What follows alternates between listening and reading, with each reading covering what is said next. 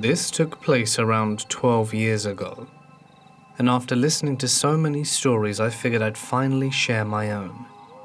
This happened to me when I was around 12, and actually had to get my brother to help recount it, as I was scared, so scared, when it happened. I was about 12, like I said, and my brother was 26 at the time. He had been serving in the US Army for several years when this happened, and was deploying to the Middle East on his second deployment if I remember correctly. Also of note is that he is a Green Beret, and had recently, 3 or 4 months prior to this trip, completed the Army's Special Forces qualification course, Robin Sage and all of that, and by then was an active duty SF Engineer Sergeant. Definitely not someone you'd want to mess around with. Given that we both grew up with a passion for the outdoors, he thought it would be nice to take me on a backpacking trip in northern Alabama, the Sipsey Wilderness, for those familiar with the area, before he left for 9 months. The trip had gone smoothly, up until the third night we were both camping out. At around 8 p.m, we had our camp set up, sitting by the fire talking about typical boy stuff, guns, girls. For some reference, our spot was about 50 yards from a large stream, and about 50 yards downhill adjacent to the large path. Our camp, the stream, and the path formed a triangle of sorts. This was summertime in Alabama, so it wasn't quite dark yet, when 2 guys, who looked to be in their late 20s, wandered up and asked if we had seen any hogs while we were hiking around. Given that this is rural Alabama, we actually had seen some farther into the wilderness area and told them so. Even though they were relatively polite, my brother called them good old boys. I got a seriously creepy vibe from them. Dirty clothes, greasy hair, scraggly facial hair, etc. I think they probably looked like they belonged in the movie Deliverance. They kinda hung out for a few minutes, maybe a little longer than they should have, looking around, asking us questions like how long we'd been out there, how long we were staying up, and what to me appeared like them sizing us up. They then abruptly said goodbye and walked away. I didn't necessarily feel threatened by them, and I know for sure my brother didn't, but I still felt uneasy about the whole thing. Fast forward 3 or 4 hours, my brother and I had gone to sleep and were nestled in our tent when I woke to the sound of multiple dogs barking. I've always been a heavy sleeper, and they sounded like they were only 100 yards away. My heart immediately started pounding, and I kicked my brother through the sleeping bag and asked if he was awake and heard the dogs. He responded, "I'm awake. They've been getting closer for the past hour or so. Just lay still and don't make any sounds." Needless to say, 12-year-old me was about to crap my pants. We would also hear sporadic shouts from several different sources, but neither came any closer. A few minutes later, my brother whispered, "They're just hunting for hogs. They use dogs to pin them down, and then later shoot them." This gave me some relief, but not much. Somehow I managed to fall back asleep. The fact that they were doing this at night was a huge red flag, my brother later told me, but I think he was just trying to keep me calm. Fast forward what was probably another 3 hours or so. It was 2 a.m. I had managed to sleep pretty well, after first hearing the hog hunters when I woke up to my brother squeezing my shoulder firmly saying, "Wake up, put your shoes on, and follow me quick. Be as quiet as you can." My heart immediately went back to racing, because I heard the dogs and voices in the distance, farther away than before, but still distinct. Not asking any questions, I did as he said, and as soon as we were out of the tent, he told me to get on his back. This was a breeze for him after rucking with God knows how much weight in the army. We snuck about 50 yards into the woods towards the junction of the path and the stream, and crawled into some bushes. It was up a hill, so we had a pretty good elevated view of our campsite. I remember as we were laying there how loudly I was breathing and how quiet he was, when I heard the very distinct sound of a pistol slide racking. I look over my shoulder, My brother had his pistol, an HK USP, that he gave to me a few years after this story, and was watching the campsite and surrounding area. I started to whisper to him when he put his hand over my mouth and pointed at the campsite. The group of hunters had been steadily approaching our camp, and by this time, 30 or so minutes later, had reached it. There were 5 of them, and 3 or 4 dogs.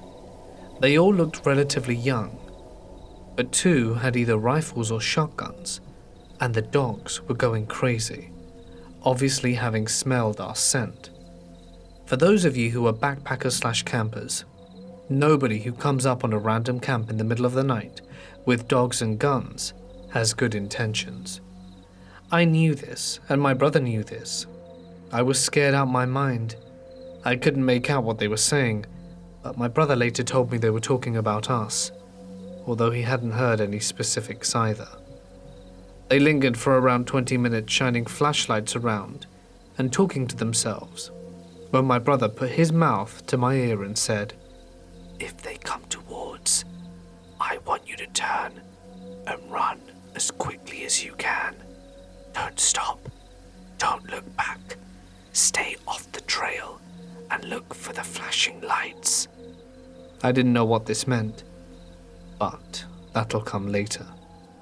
I knew I could make it back because he had taught me to land nav pretty well.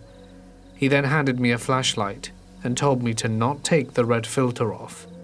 He told me later that the red filter helps preserve night vision and cuts down ambient light, so it would be harder for someone to see from a distance.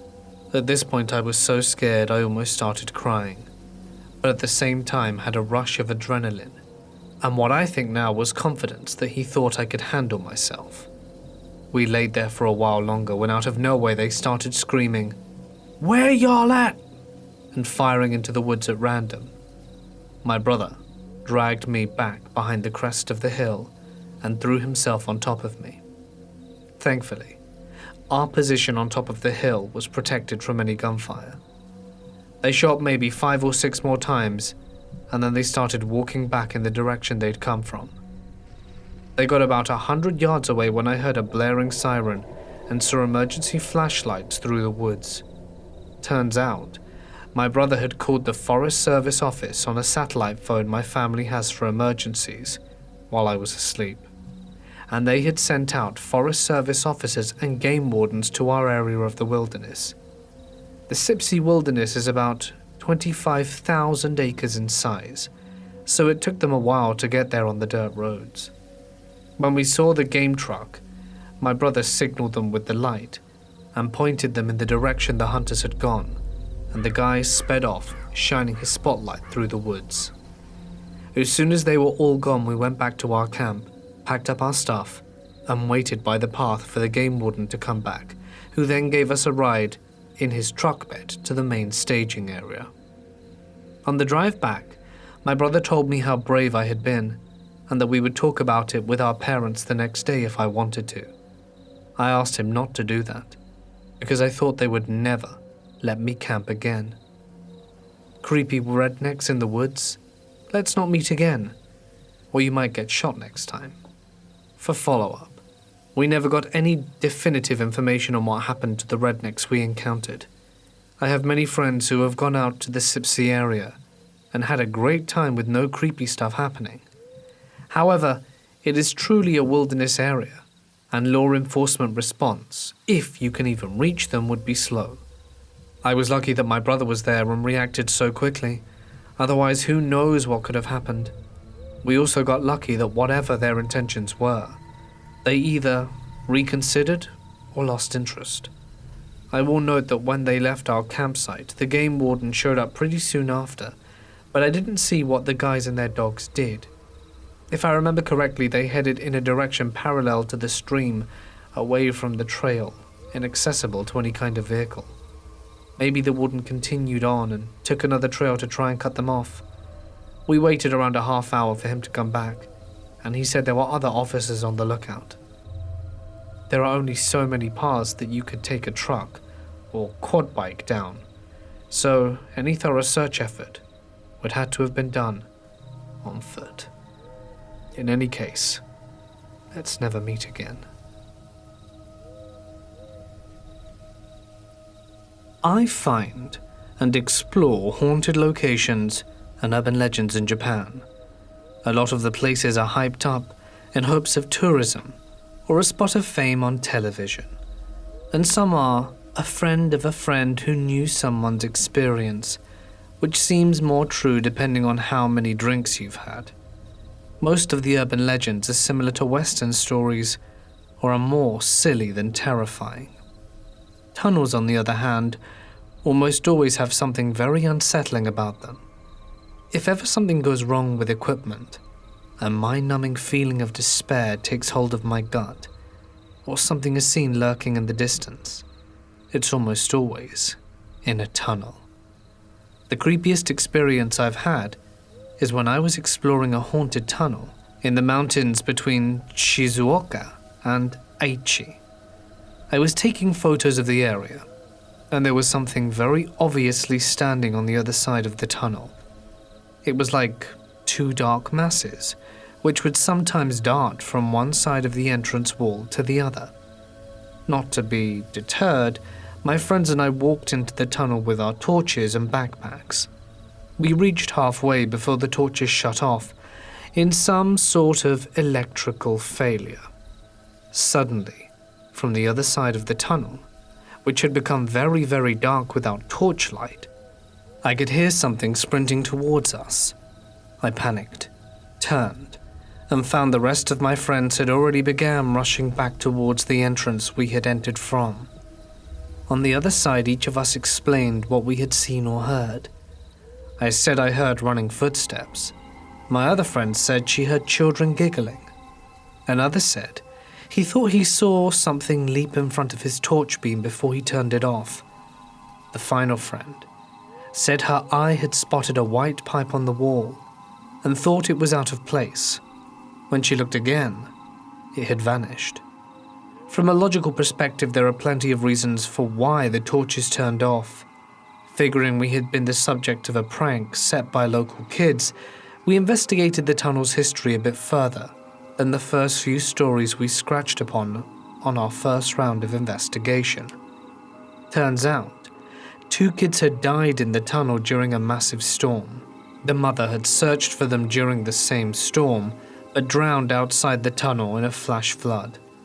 Local stories said sometimes the ghost of children will rush you in the tunnel, and the mother can be spotted climbing the interior walls, i.e., the white pipe may have been one of her limbs. I've been running in these woods for as long as I can remember, but this might make me change my mind.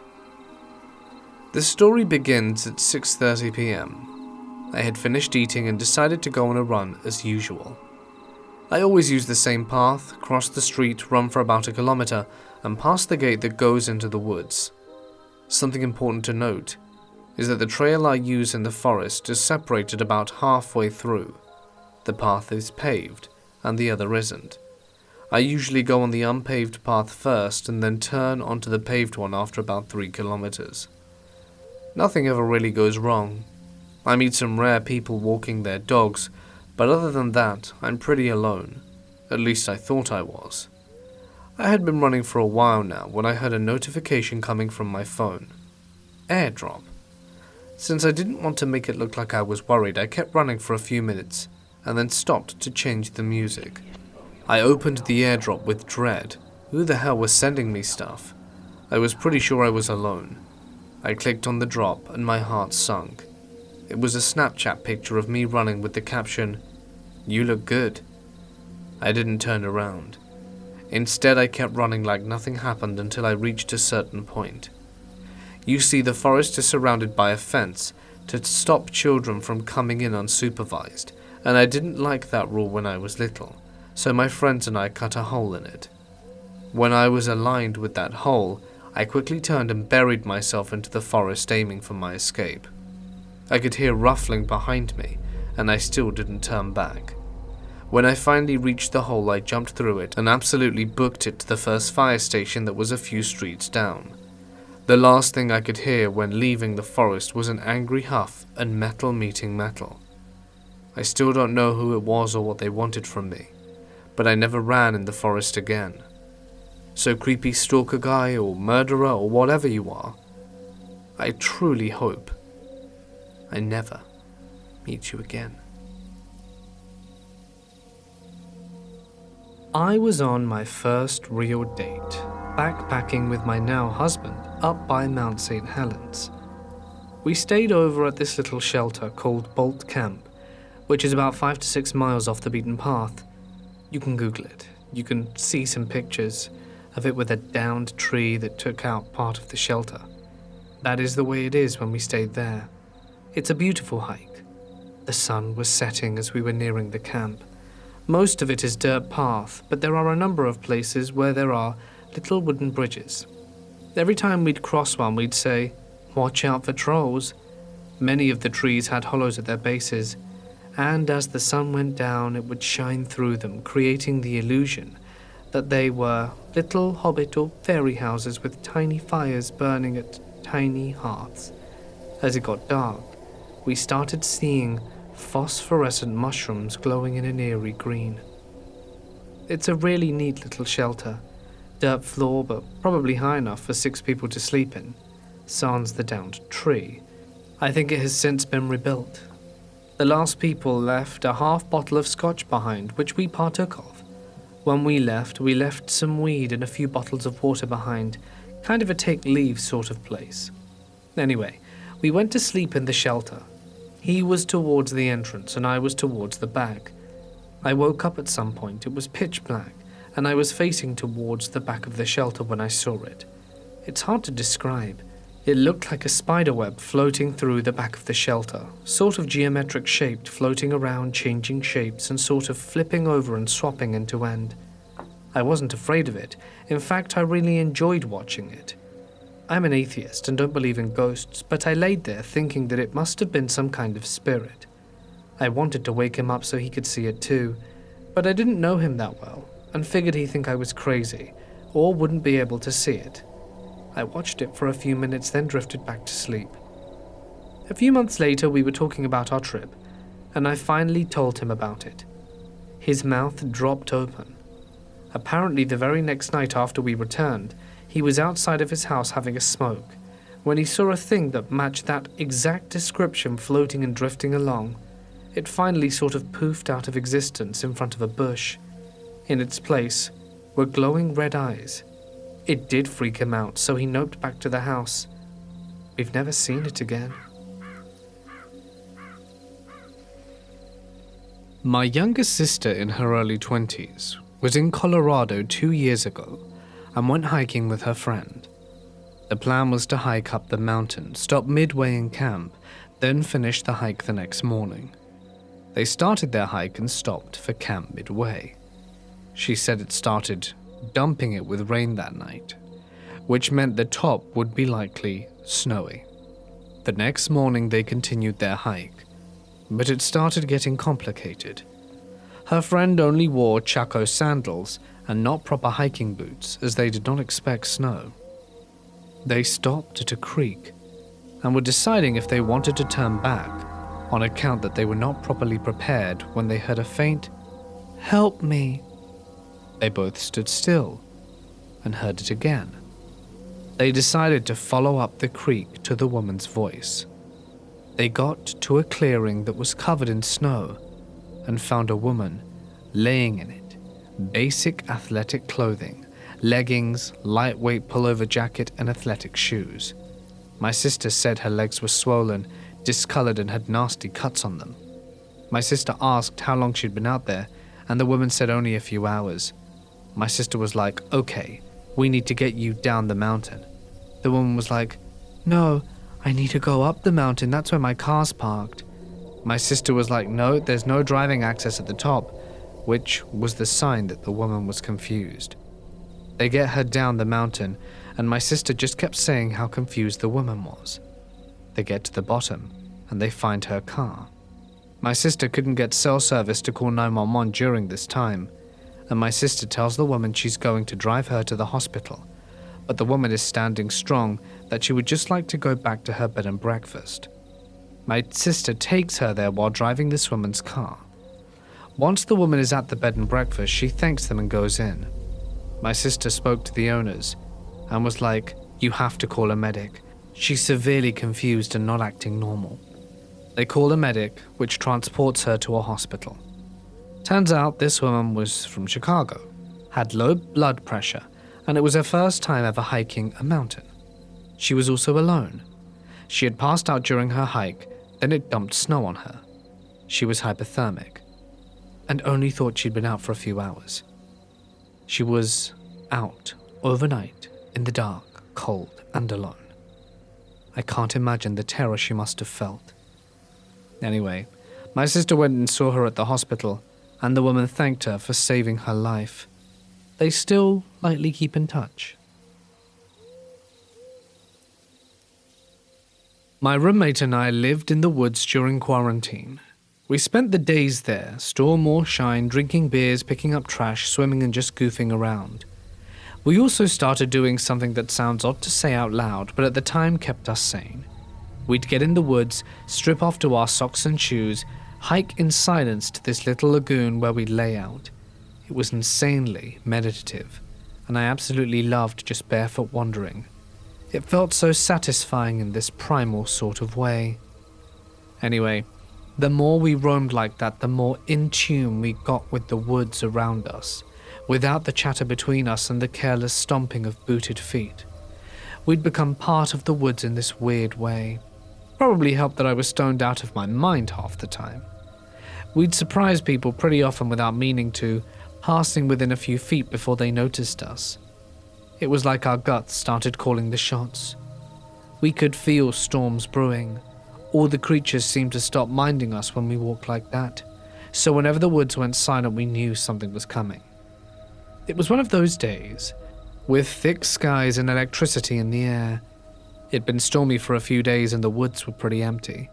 We'd only seen maybe 2 other souls all day. Darkness had really started to creep in, although not taking control quite yet, but quicker than usual. We were heading out of the woods barefoot and knocking back the dregs of some warm crap beer, chatting about nothing. I remember we were coming up this hill when all of a sudden it was like I'd swallowed a snowball. I look up at her, and she was frozen mid-laugh. Something was wrong. The woods were off. We were surrounded by murky shadows and dead silence. Heavy silence. Tense silence. Then we heard it. It was this metallic sort of sound, a kind of clanging we couldn't really make out. Metal striking stone. Over and over. A bit further down the trail, squarely in between us and the way out. We stood like statues tucked behind some trees just listening. A shovel. Someone was digging. We crept closer. I remember how the sound made my palms itch. My friend's face was flushed, rose red. I told myself I was being stupid. In fact, I had a backpack.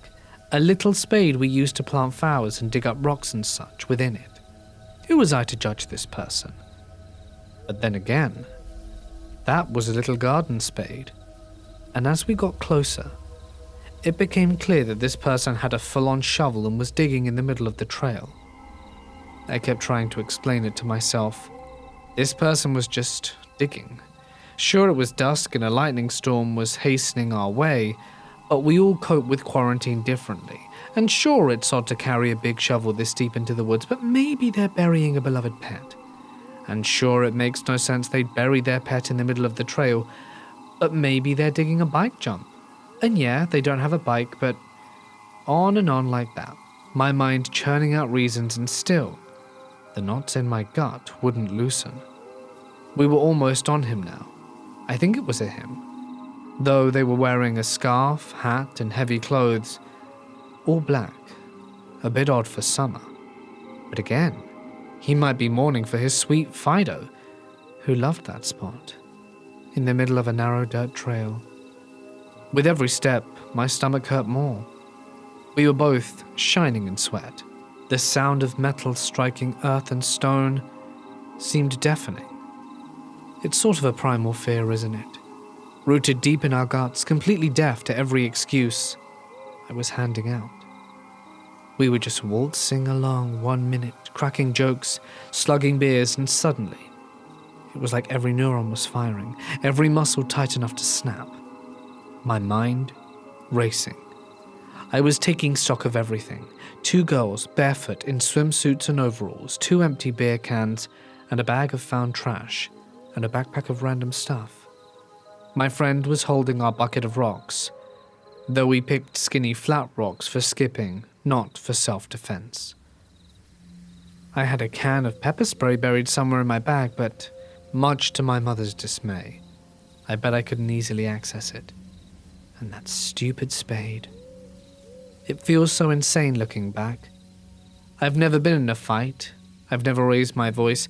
I spent most of my days talking to toddlers about emotional regulation, and yet, here I suddenly was, tallying up what I had on hand against a total stranger.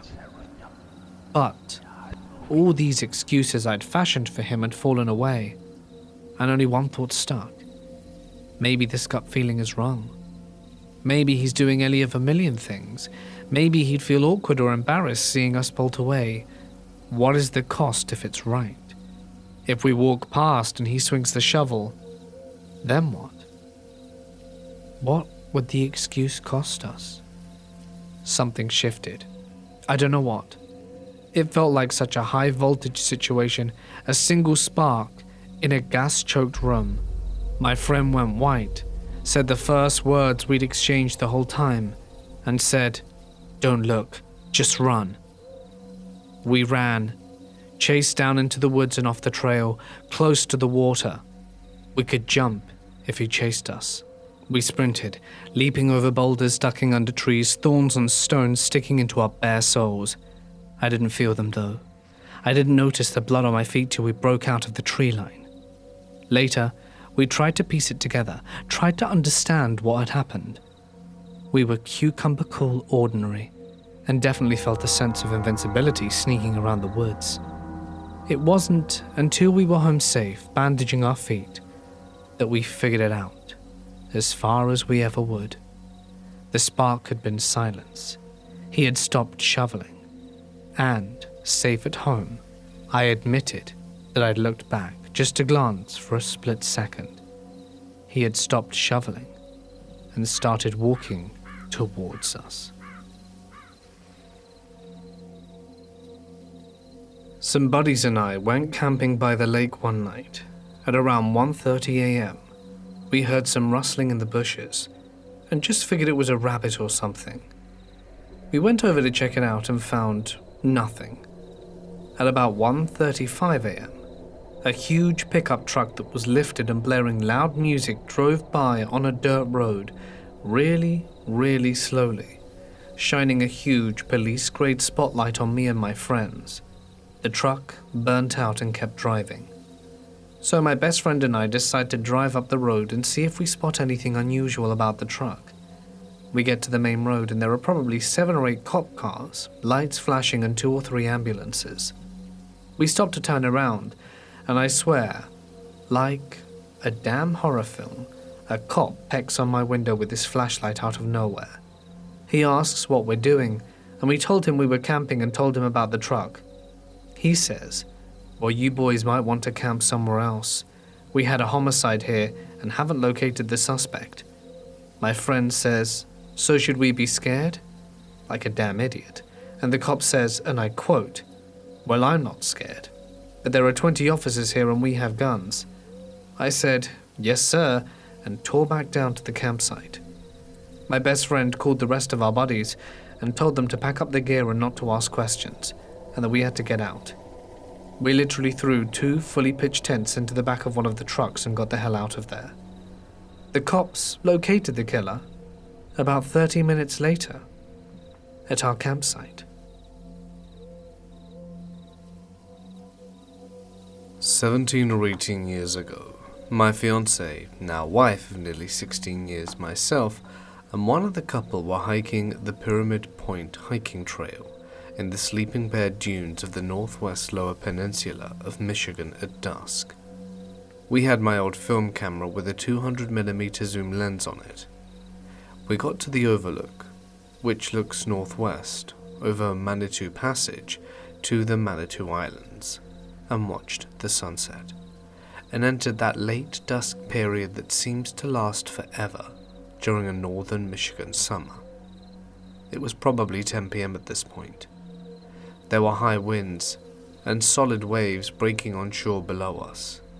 The Pyramid Point overlook is maybe 150 to 200 above Lake Michigan, but it didn't look any rougher than many evenings on Lake Michigan, where 5-meter breaking waves are fairly routine, and windy nights and crashing waves provide great white noise for sleeping in a tent. As we were camping elsewhere, there's no camping at this trail. While standing and talking, we saw a light flash once out in the water between the island and the mainland, in the vicinity of the North Manitou Shoal Lighthouse, a crib lighthouse standing alone in the water, not inhabited or staffed, but tempting for visitors, I would assume. We stopped and looked, but weren't creeped out by it at all. After all, boaters are out in this stretch of water fairly regularly, though not in high winds and waves. I grabbed my camera to look through the zoom lens and make out what appeared to be a small boat, though it was difficult to tell with a 200mm lens. It was a 7-mile wide stretch of water to the nearest island, so we were probably 3 to 4 miles away from the actual light source. We had flashlights, so we shined our lights, which from several miles away might not have even been visible. We waved the flashlights in the direction of the light we'd seen. Immediately it came back and started flashing SOS in Morse code, which was a huge surprise to us. We weren't even sure our lights were bright enough to be seen at that distance, and given that the stretch of shore is almost all forested, we were at a little spot several miles away. Suddenly, we were full of concern and adrenaline. 2 of us ran back to the car, which is half a mile through the woods in the dark down a hill with our flashlight, and got a cell phone and binoculars. While we were gone, the folks on the lookout had no light source. At the car, we called the Coast Guard from our cell phones. Bear in mind this was 1999, so these weren't smartphones by any stretch of the imagination. We explained to the Coast Guard that someone was flashing SOS out in the water, and that we were hikers observing this from the Pyramid Point overlook. They said they'd send a ship to look over the area, and we asked them to hurry. At this point we ran back up to the overlook, with binoculars, our phone, and our flashlight. It's about half a mile, and a steep hill. Atop the overlook, there was no cell signal, so we had to pocket the phone and had no further communication with the Coast Guard.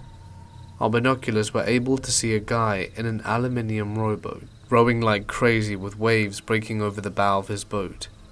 It was nearly pitch black outside, so we were only barely able to make this out. At about 10:30 or 10:45, at this point during a Michigan summer, it's still light enough to see out well. He would occasionally turn around, flash SOS at us, and go back to rowing. It was disturbing to be several miles away from a completely helpless person as we watched him struggle in the rowboat in the dark. As you can imagine, darkness fell. He could not see anything more, and every few minutes the man in the rowboat would flash SOS at us. He did not appear to be making any progress towards the mainland, but he was clearly drifting northwards through the Manitou Passage. Every time he'd flashed, we'd turn on our flashlight, shine it back at him for a few seconds and turn it off.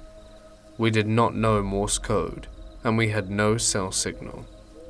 We stood on watch for what seemed like forever, completely helpless. The man stopped flashing his light. It was too dark to see the boat. A tugboat that didn't appear to be the Coast Guard ship showed up and started doing a grid search pattern through the passage with bright lights shining from boat to water. The Manitou Passage is probably 6 to 7 miles wide and 6 to 7 miles long, so it was a slow search. A smallish Coast Guard ship started doing searches on the northern end of the straits, also with bright lights. They met in the middle of the strait, having done a zigzag pattern for what felt like an eternity. Then they sailed off. They did not appear to find anyone. We drove into a bar in Glen Arbor to see if there was anything on the news, and there wasn't. We called the Coast Guard the next day, wondering if we'd seen a man die, or helped to rescue, or neither.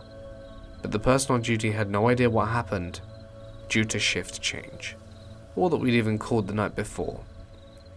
To this day, it's unsettling to me, knowing how harsh these conditions can be on Lake Michigan, and knowing that we'd seen a man flash SOS at us through our binoculars.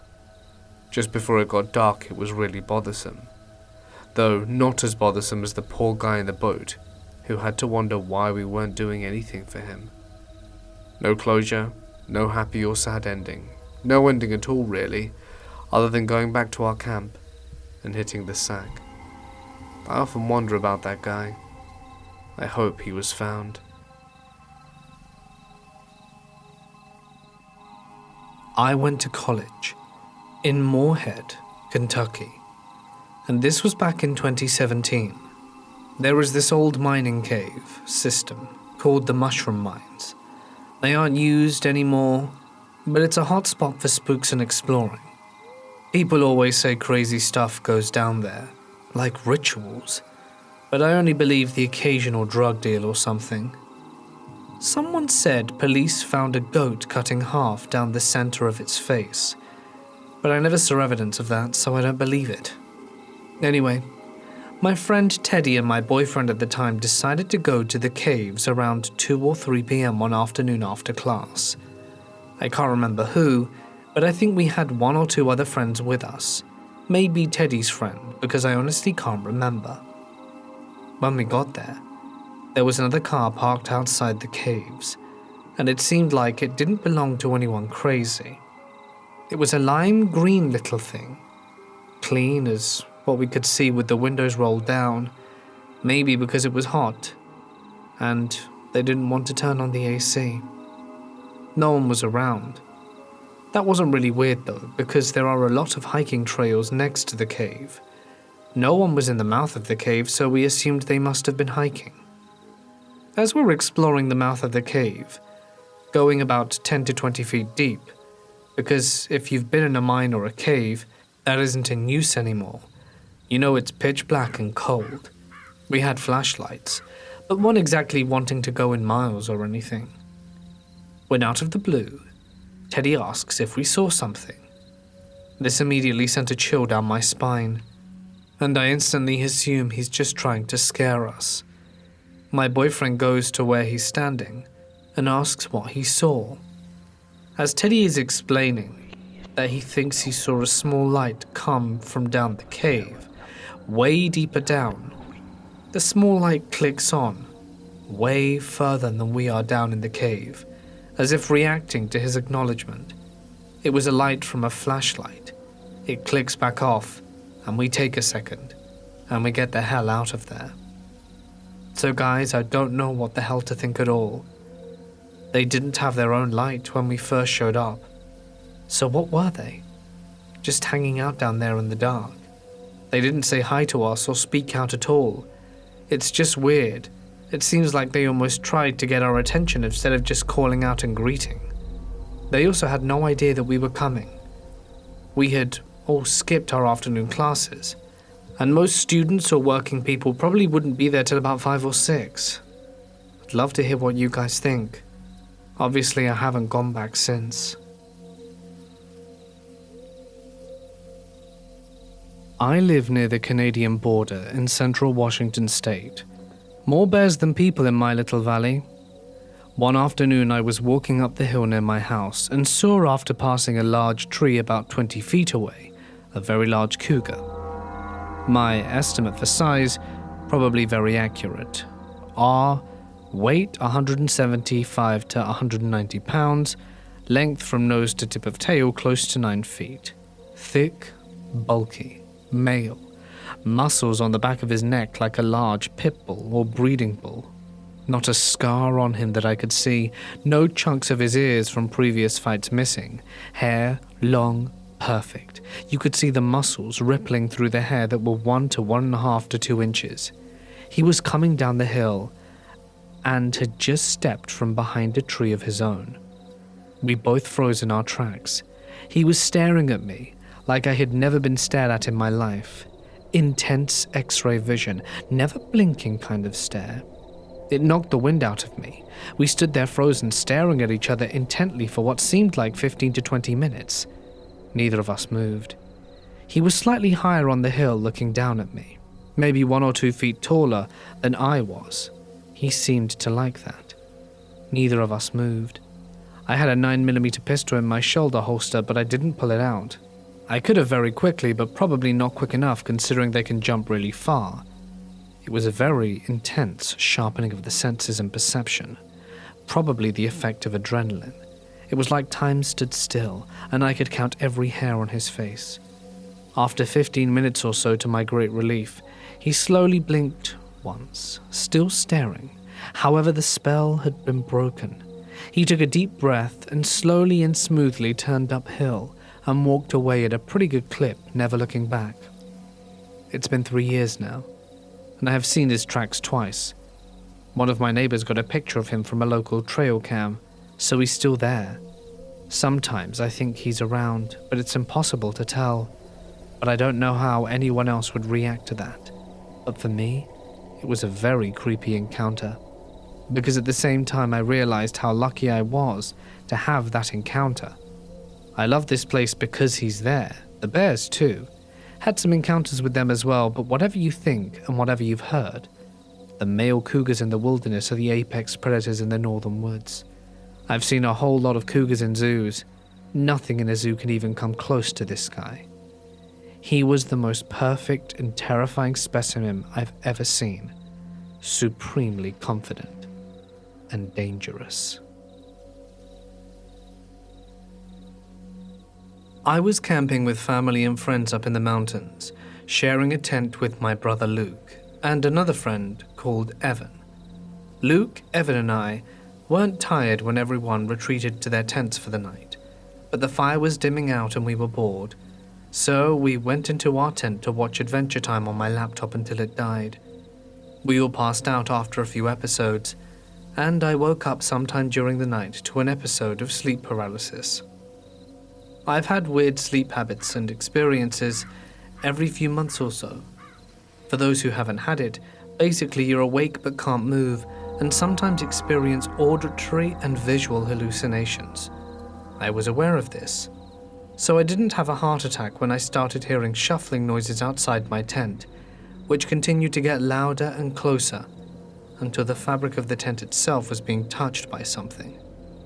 My computer hadn't yet died, so I could see my surroundings in the dim light of the screen. I watched the fabric compress as something pushed against it sporadically, about 4 feet off the ground, then moved around the tent towards me. I watched 3 distinct impressions follow this creature around the side of the tent. It looked like a claw. I was terrified and filled with adrenaline, but another part of me remained calm, assuring my body it was all a dream. I couldn't do anything anyway, so my fear was pointless. But as I continued to observe in my sleep paralysis, it began to fade, and I realized I could move. No longer so convinced I was dreaming, I reached over and shoved Luke awake. I tried to get him to look to see if there was something there, but I must have sounded like I was sleep-talking because he just rolled over and went back to sleep, waving me off. Eventually the rustling stopped, and I was tired and groggy enough that I quickly fell back to sleep. In the morning I'd completely forgotten about it. That is until my brother-in-law, who was in the other tent called Dean, said to us, "It's a good thing we put the dog in the car last night. There was a bear here while we were sleeping." Dean pointed out to the tree where we'd strung up our trash so animals wouldn't get to it, and the fresh, gaping claw marks about 9 feet up the trunk. It hit me like a truck. I had seen the bear and calmly watched it test the fabric of my tent 12 inches from my face.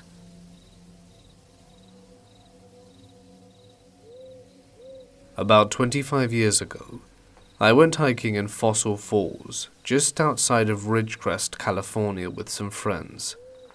Once we hiked down the falls, we got to the opening of the canyon and started smelling what smelt like something dead. As we walked on, the smell got stronger, and we decided to find out what it was. We come upon an area where the smell is overpowering. On the surface of the ground in this area, there appeared to be a few oil slicks pooled at the top of the surface of the ground, which appeared to have been dug recently. We attempt to dig down about 6 inches, but the smell is beyond anything we can deal with. We decide to leave and call the cops. The cops get down into the canyon part of the fall, picks up on the smell and tells us it isn't a good sign. As we get closer, but not even the place where the smell is coming from, he starts to call a lot of reinforcements, cops, helicopters, etc. He told us that for something to generate that kind of smell, someone would have had to have buried a deer or something familiar to make it. When we called the cops to follow up on what happened, they told us it was just some chicken skin and bone. No human remains were found. The official story completely conflicted with what the cop, who had previously been a homicide investigator in LA, had told us. When I told a co-worker what happened, he reached out to a higher-up that he knew at the Department of the Forestry Service, and when he relayed the story, he was told, "How did you know about this? You shouldn't know about this, and those guys should forget about it immediately." My theory is that someone was killed and buried on government land, and they didn't want it to get out. There's no way in or out of that canyon unless by military access road from the China Lake Weapons Center.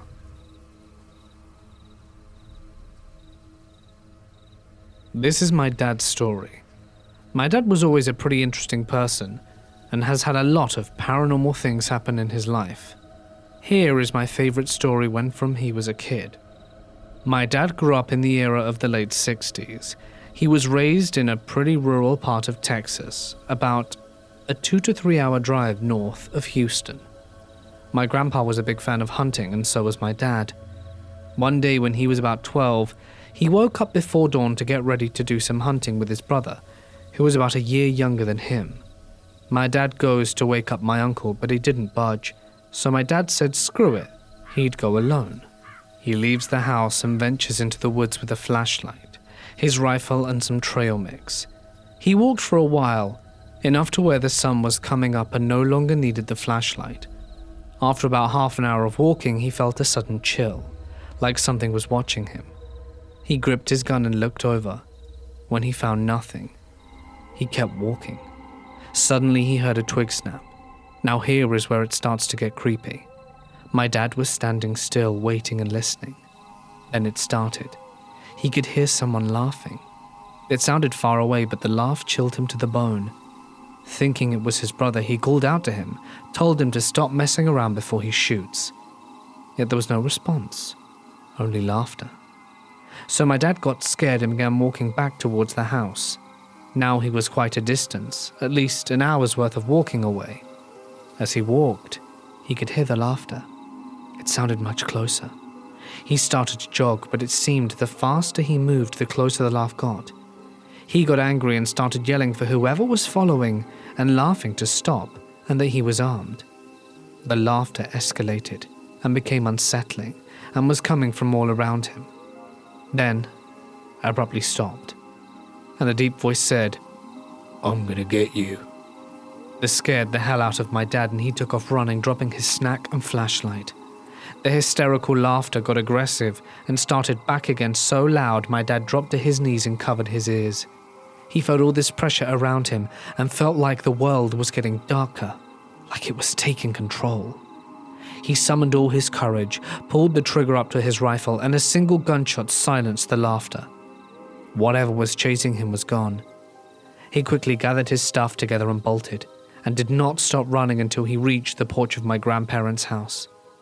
He told his dad what happened, and my grandpa told him to never go into the woods alone, that the woods hold more secrets than we know. My dad continued to go into the woods to hunt, but never alone, even when he was an old man. He would go hunting in those same woods, but not without company.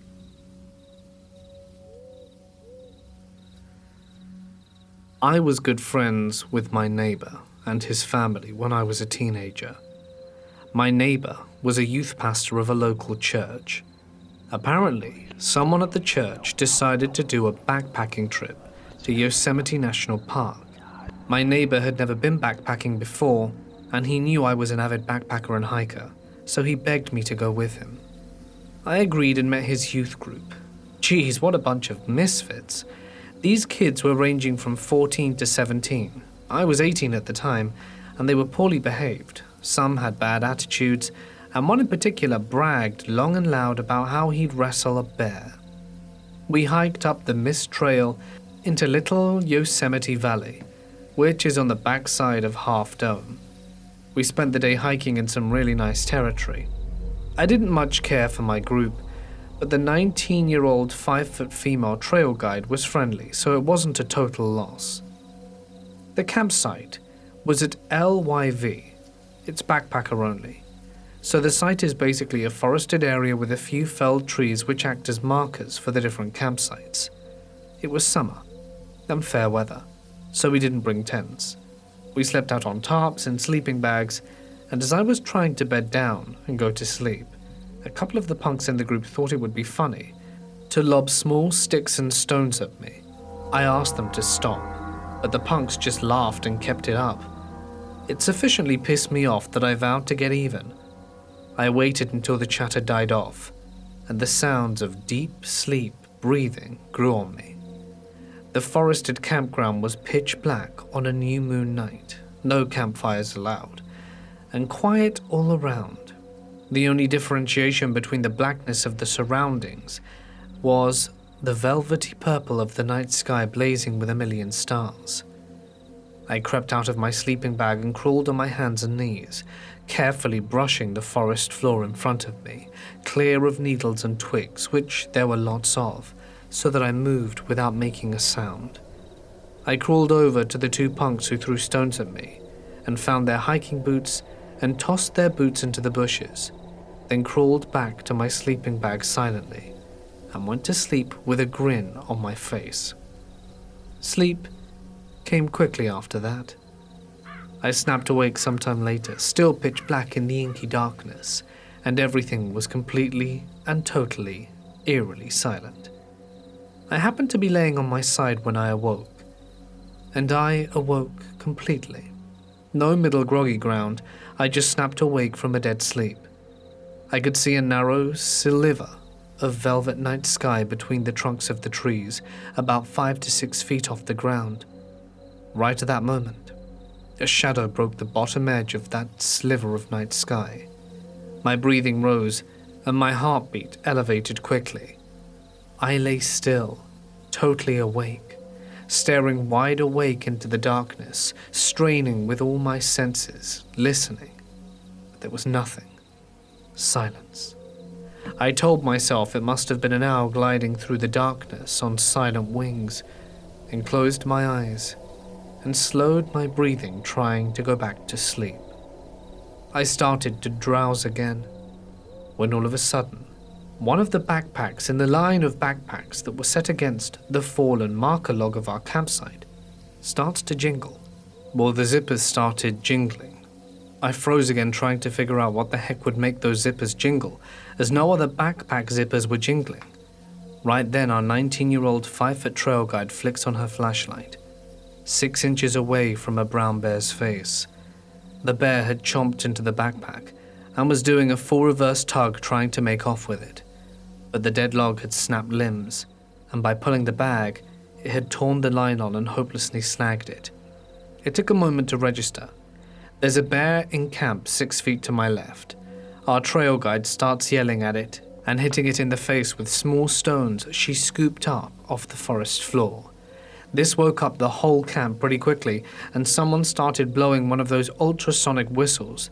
The bear gave up, sprinted out of camp, dodging between tents and shaking its head like it had bees in its ears.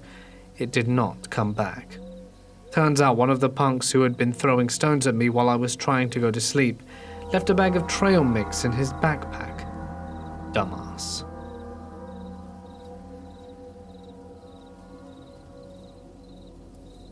This happened at least 11 to 12 years ago, when I was 20 and in a really bad way. I'd been messing up my life via heroin for the past year, but after lots of help, love and luck from friends and family, I was finally getting my head cleared. Almost there, above the black tar hell I'd gotten myself into. I decided to get out of the city and drove 2 hours to a smaller town in Missouri, where Google Maps told me a small campsite by water was. I knew there shouldn't be very many campers because it had just gotten cold, about 40 or so at night. Nearly there. As I'm driving down a misty morning road, just a picturesque straight 2-lane highway, there's this object lying in the road about a half-mile up. I slow my approach and can see it's this shaggy mutt just hanging out.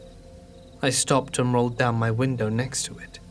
She came up, licked my hand and wagged her tail a bit. She seemed to expect something of me. She had no tag, no tattoo for Chip, as I checked later, and was just a dog with no name.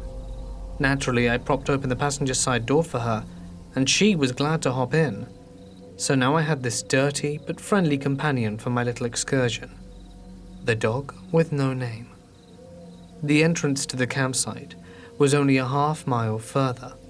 As I suspected, there was no one around. I just dropped a 5 in the honor box and picked the site closest to the stream. I set up my tent, the same one I'd set up for years with my dad as a kid, collected some dry sticks, not too hard to do this time of year, and started a fire. The dog with no name just circled the campsite, looking content enough to sniff some leaves and roll around in the mud. I went to check out the rivulet, about 30 feet wide. It had a man-made stone dam that you could walk across. To the west was the deeper part of the river, sort of pooling at the dam, then maybe an 8-foot drop to the east into the calmer streams. Instantly I wanted to go on, cleanse myself, symbolize, baptize, whatever. I grew up Catholic, so that kind of stuff runs through my head to this day, though I'm far from religious. The dog sees me scoping it out the whole time from the campsite. I can't bring myself to do it though. I'm hugely disappointed in myself, but it's cold, it's brackish, and I don't have a towel. So I get back up, smoke cigarettes, eat hot dogs, pet the dog with no name. Night falls quickly after all this meditation, and I roll inside the tent to sleep. My buddy sleeps inside the tent next to the sleeping bag. This dog was awesome if you couldn't tell that yet. I wake up for no reason, and my main source of warmth, the dog with no name, is missing. I slide out of the tent. I guess I must have left it unzipped. And there she is, just sitting, waiting for me, in the pitch black, wagging her tail. I feel very strange, like something is happening here, and someone/thing is telling me to get back down the river and do the damn thing. We walk down the short trail together, surrounded by Missouri black. It's even colder than before, but I start to strip away, standing on the chilly stones of the dam. The dog with no name sits on the edge of the river, again just watching me. A slight wag. I'm now stark naked as can be, staring into this black pool that looks like some supernatural ink. I should mention here that I hate swimming in water that I can't see the bottom of. My fearful imagination takes over me and I freak out. In other words, I stand naked on the dam for over 10 minutes before I finally muster the balls, albeit shriveled and tiny, and say, screw it, and dive into the blackness. It was cold as hell. It was scary as hell, and when I come up for air, I was thrashing wildly back towards the dam, scrambling back onto the slick stones. I shook out my hair, and was surprised how the adrenaline helped keep me warm. As I picked up my clothes and shoes, I looked over for my buddy at the river's edge, but the dog with no name was nowhere in sight. Back up at the campsite, I'm looking around, gently whistling, that kind of thing. I'm more than awake now, so I go ahead and start another fire. Dawn is just beginning to break. I have another hot dog for breakfast and figure I might as well pack up and leave. This trip feels more than complete. As I start my car up and check my phone, There was an hour time difference between the two. This happened to fall on daylight savings time. I'm not calling it a supernatural rip in time, but it's funny that this was the night it went down on. In fact, the exact time would have been around 3 to 4 a.m. when the dog vanished. The dog never showed up again, and I never shot up heroin again.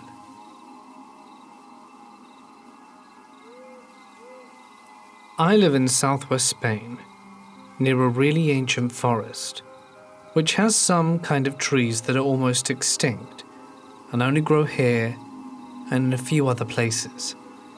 It's a bit of a rocky terrain, and if you ever are walking on the forest and try to climb some rocks, you should really be careful, because usually there can be caves and hollow spaces under your feet, and it's quite easy to fall to your death. My father and his friends usually go hiking on Thursdays, so they don't find anyone in the woods besides maybe a shepherd or a forest worker. And on this day they decided to climb a really large and rocky hill. My Uncle Frank remembered that when he was young he slept on a little cave and went hunting and got lost, and they wanted to try and find that cave. A few hours later, they find it. It was covered in moss and grime, but it was surely the same one. One of my father's friends, John, tried to go as far as possible into it, because he was in really good shape and wanted to see it. John went in. The rest of them waited outside. Suddenly, John began screaming and calling for my father. He went in and turned on his torch. Inside the cave was a really weird shrine, with candles, 2 apples, bones, pieces of coal and ash on the ground, a pair of gloves, a pot, a pan. Everything looked really old and dusty. It was clear it hadn't been used in a long time. My father went to the shrine. It had a little bowl, and when he looked inside there was something that appeared to be human teeth in it. When they got out, they packed up all their things and got the hell out of there really fast. My father refused to hike around the area anymore, and they started hiking on the other side of the hill and into the woods. All of this was really strange, and I'd never heard of anything like this before. I don't know anything about voodoo or this kind of thing, but my father said it looked like some voodoo shrine. If anyone has any idea what it could be, I'd appreciate enlightenment.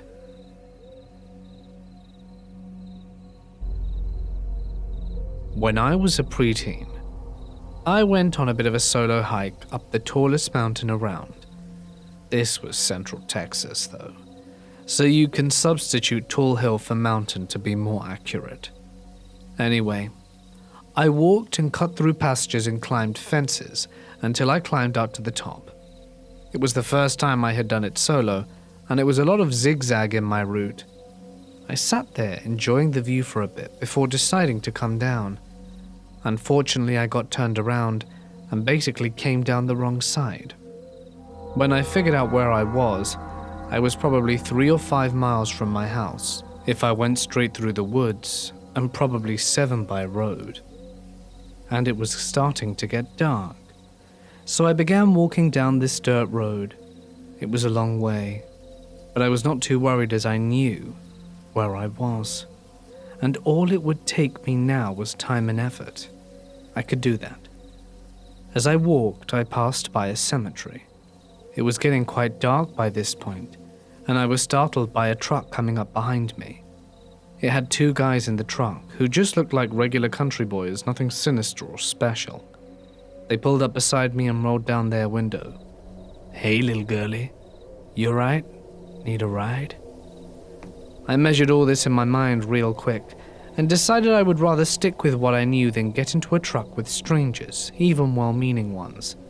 I shook my head at them and kept on walking, approaching a corner of the cemetery and a curve in the road.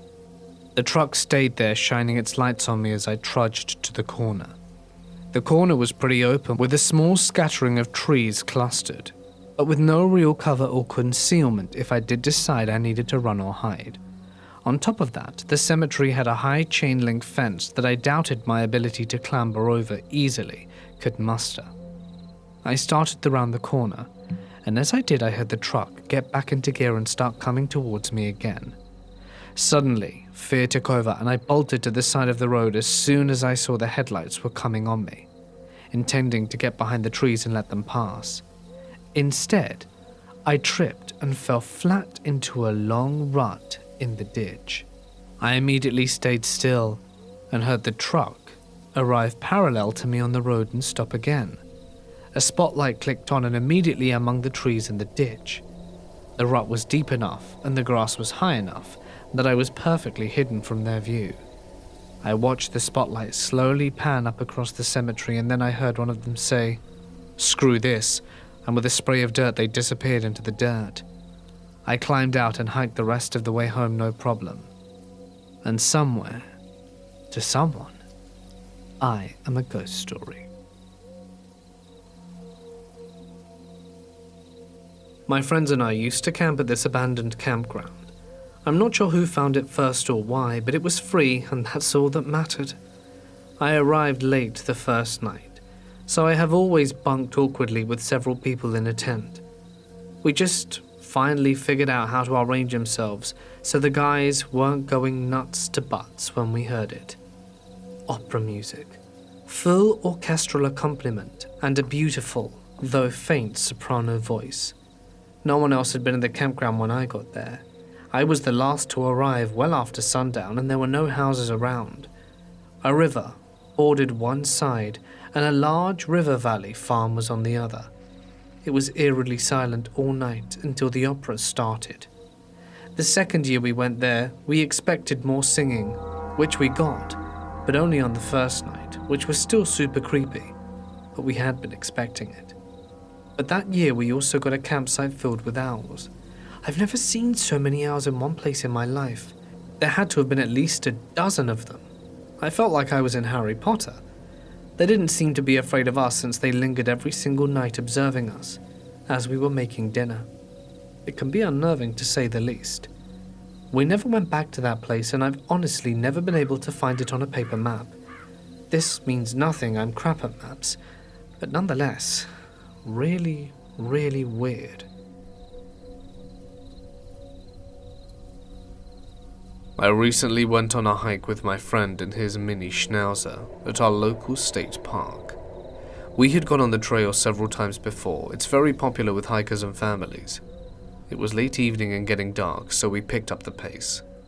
Once it was dark enough to not be able to see where we were stepping, I turned on a little flashlight that my mum had given me just that day. She said that she was worried about me walking to my car after my late night classes, and told me to shine it in someone's face if there was anyone creepy, which I thought was silly. Bringing this flashlight was a total fluke, but I was happy to have it for the increasingly dark hike. We were about a 10-minute walk away from the edge of the forest, where we parked, when we encountered a lone male walking in the same direction as us about 100 yards ahead. He was a Caucasian in his mid-50s wearing non-hiking clothes. He was walking slowly, which was odd, because it was very dark and most hikers on the trail were long gone, and if not, they would be hurrying out of the woods. The man did not have a flashlight in the very dark forest. My finger slipped from the flashlight and it turned off for a few seconds. I turned it back on, and the man had stopped walking and was standing in the path ahead of us. He quickly moved to the side as soon as I turned the light back on, and said something into his cell phone while we continued forward towards him. As we walked by the man standing on the side of the path, our normally friendly dog barked and growled at the man. The only words we heard the man say were, "Ah, she's an ankle biter." He was suddenly not talking on his phone. I shined the flashlight in his direction while we walked by to know where he was located in these extremely dark woods. I had a really weird feeling about him and started jogging away with my friend. We ended up in a full run out the woods. As we were getting back to the car, we saw the man exit the woods maybe a minute after us and walk quickly towards us as we got in our car. He had to have been running because we ran the whole way out the woods and we're in our mid-20s. This guy was significantly older, so it would have required effort to run that far and fast for him. When we got to the car with the man still quickly approaching, I told my friend to floor it, and we got the hell out of there.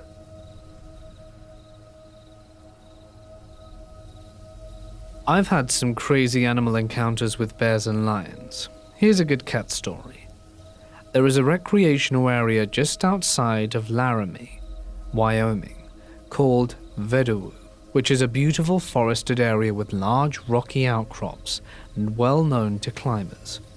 It's one of the few places in the country where local climbers regularly bring shotguns to the crag. In 2016, at a particularly rocky outcropping known as Reynolds Hill, which is a bit deeper into the Voodoo and a longer hike from the nearest forested road, my then girlfriend and I spent the day climbing and finishing our last route as the sun set. As we gathered our things and hit the trail in the dark, I whistled for my dog but couldn't find him. I flashed my headlamp into the trees and saw a pair of eyes reflecting back at me, about 10 meters away in the trees. At first I thought it was my dog, until I realized those eyes are way too far apart to be my 60-pound dog, and the eyes were much too far above the ground. The distance between them implied a head that was massive. Just then my dog comes out from the same trees and joins us, oblivious to the fact he was being stalked. I flipped my headlamp on to keep light shining on the cat, as cats tend to pounce when you have your back turned to them. For over a mile this thing stalked us, never getting closer than 10 meters, but it was big enough to be a damn scary hike out. 4 years later, in September 2020, my new girlfriend and I with our 2 dogs are climbing Voodoo. We meet and befriend a cool couple who have been camped out there climbing for a few months. I told them the story of being stalked coming out of Reynolds Hill, and a couple of days later all 4 of us find ourselves camping and climbing Reynolds Hill. After a late session finishing up that same route from 4 years ago, we begin hiking out in the dark. It's such a deja vu feeling that as we come down the rocks onto the trail, I stop to retell the story, explaining to them, "Hey guys, this is the exact spot where I flashed my light into the trees and saw the eyes." Literally, as I'm recreating the story, I happen to flash my light and catch a pair of eyes reflecting back at us about 15 meters out and up high on a cliff brad. They think I'm messing with them until the cat comes down and gets within 10 meters of us. We proceed to hike out in the dark, and the cat stalks us the entire way out near the trailhead. The trail winds through an aspen grove, and just before we entered it, the cat comes within 5 meters. The previous cat was much bigger, but this cat got way too close. The other guy and I were hiking backwards, eyes and lights on the cat, knife in hand, while our girlfriends were huddled close but hiking forwards. It was sketchy. Crazy how the exact same plot unfolded at the same hill after the same route. I like to imagine it was the original cat's offspring. A couple of days later, my girlfriend actually saw a lion about 30 meters away down the small valley, in a full sprint chasing prey. No one else saw nor heard it. I tend to ask all the climbers I interact with out there if they've seen any cats. Most of them haven't, but if you're keeping a watchful eye, you'll see them out there for sure. The locals know that, and they carry shotguns. I'm an avid caver from West Virginia, and there's this cave not far that's been one of my favorites to explore. It's often my go-to cave to take friends to, as well as newcomers to get them into caving, as it's a rather easy, accessible one to get to, and not that challenging, despite being a rather large cave system. The first thing to note is that there's never any wildlife seen in or near the cave, and I've only ever seen very few bats for as large of a cave as it is. The first really strange thing to happen to me, and my friends, was stumbling across a pentagram made of salt with a dead bird in the middle, circled by some, what seemed to be, freshly burnt out candles. Obviously it was freaky, but we took it to be a prank by some teens or something along those lines. I've always been very comfortable going through this cave and leading treks, but up until now, I've always been with a group of friends. One day, I decided to take my girlfriend though, so just me and her. We didn't make it past the first chamber because I had such an uneasy feeling and just felt like I needed to get out of there. My way of describing the feeling was like one of being watched on steroids. I've been in some sketchy places, but I've never had that sense of dread in all my life. The next thing to happen is when a group of us friends went and stumbled upon a newer looking jacket far back in the cave that was never there before. I wouldn't have taken it to be so odd. It seemed to be a rather expensive jacket, with no apparent damage or reason to just leave it randomly lying this far back in this part of the cave. There was also no one else around at this time. The next thing to happen was when a group of us friends were exploring, and on the way back, one of my most serious friends just seemed really strange and off. Finally, I asked him if he was good, and he nodded and quickly told me to just keep moving. Once we got out of the cave, he pulled me aside in private, which is really not like him, but he told me he didn't think it was a good idea to go back in there. I finally convinced him to tell me why, and he told me he swore he saw a person back there. From what he could see, it was a very pale and lanky person. He couldn't quite make it out at first, but he noticed it was following us.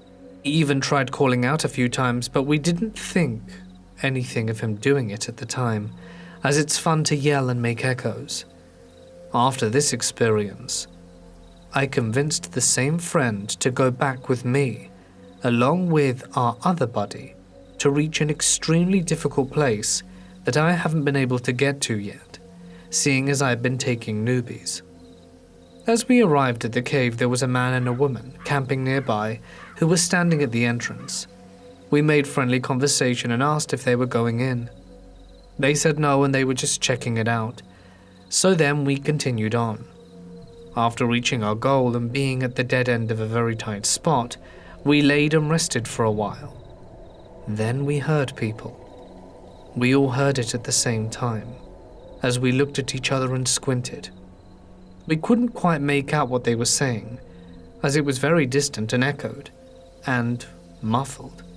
But we could clearly make out that it was English, male and female voices, and we heard laughter, water splashing, and we thought it was pretty odd. It was in the morning. We didn't expect anyone else to be around. But there were those two campers, so we figured it must have been them. We were exhausted, and rested for quite a good while, and shut off our lights to save battery. We remained quiet, and as we were resting, and after a while we couldn't hear anything anymore. Then we went ahead and made our way back out of the cave, and as we exited, the man and the woman were still there by the entrance. My friends asked, "So you decided to go in after all?" The man replied, "No, why?" We asked if anyone else had been in or out, and they said they hadn't seen anyone the entire time. At this point we were creeped out, as we all clearly heard voices, but we didn't really talk about it amongst each other. Much later, while I started doing research, I started putting things together in my head and realized my friend's description as being very Wendigo-esque, and then I recalled how Wendigos are known for being able to imitate human voices to lure their prey, and it creeped me out. I almost wouldn't believe what he said he saw, but if you just understood the person I'm talking about, he's not someone to ever just make up something like that. I hope you found this interesting.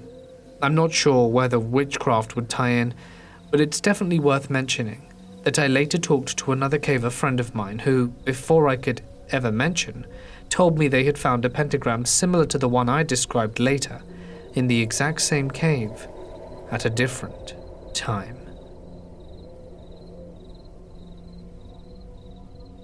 Many years ago, I was living in Central California and had a lovely girlfriend. We liked the outdoors, so we'd often spend Saturday nights together outside, along a river, in a forest, up in the hills, whatever. One night, I drove us far out into the country, and we found a really nice grassy hill.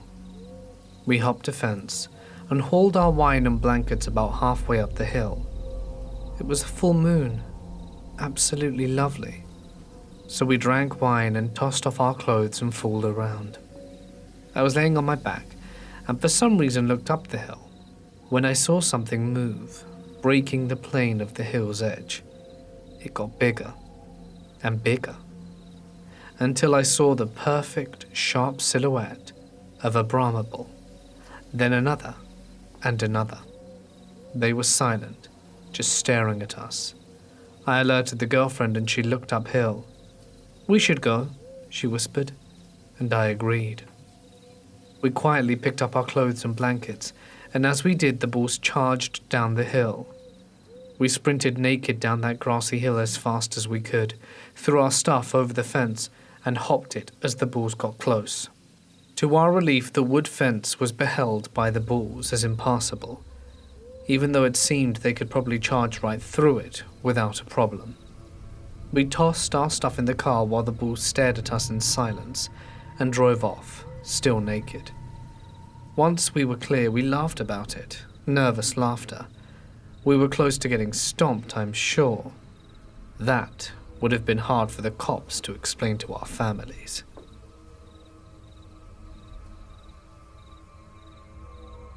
I was hiking deep in a valley on the island of Hawaii. I hit the trail that morning and had gone non-stop for about 7 to 8 hours, stopping only for minor breaks to check my trusty compass. Yes, I still use a compass for hiking. Drinking water or to pick up any trash I find, as my mum had taught me to do so when I was a kid. I'm rounding the clearing of one of the larger and lesser-known waterfalls when I hear a shrill mixture of laughter and trashy rap music coming from a cheap speaker.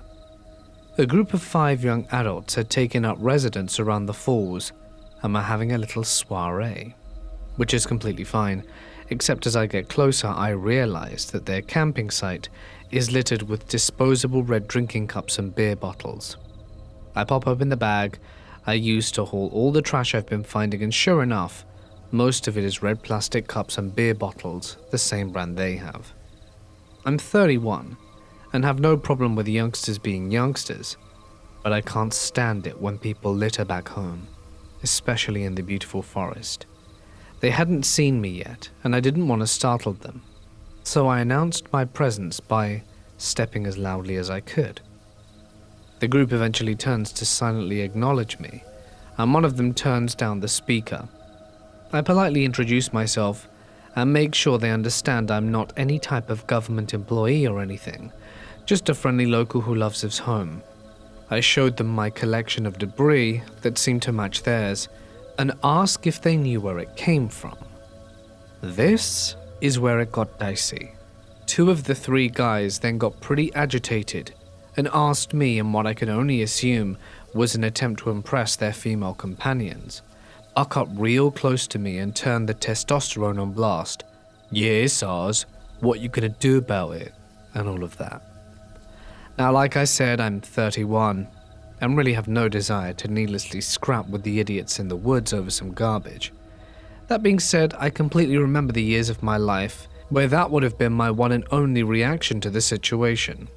I remain calm and civil and try my best to sequester the coming violence by offering to take the rest of the trash they have, just so they wouldn't worry about hauling it back down to the start of the trail. All I ask in return was that they try to leave the place just as clean, if not cleaner, than they found it. This argument goes on for 5 to 6 minutes when one of the girls suddenly shrieks and points towards the trees behind me, claiming she just saw someone running in the distance.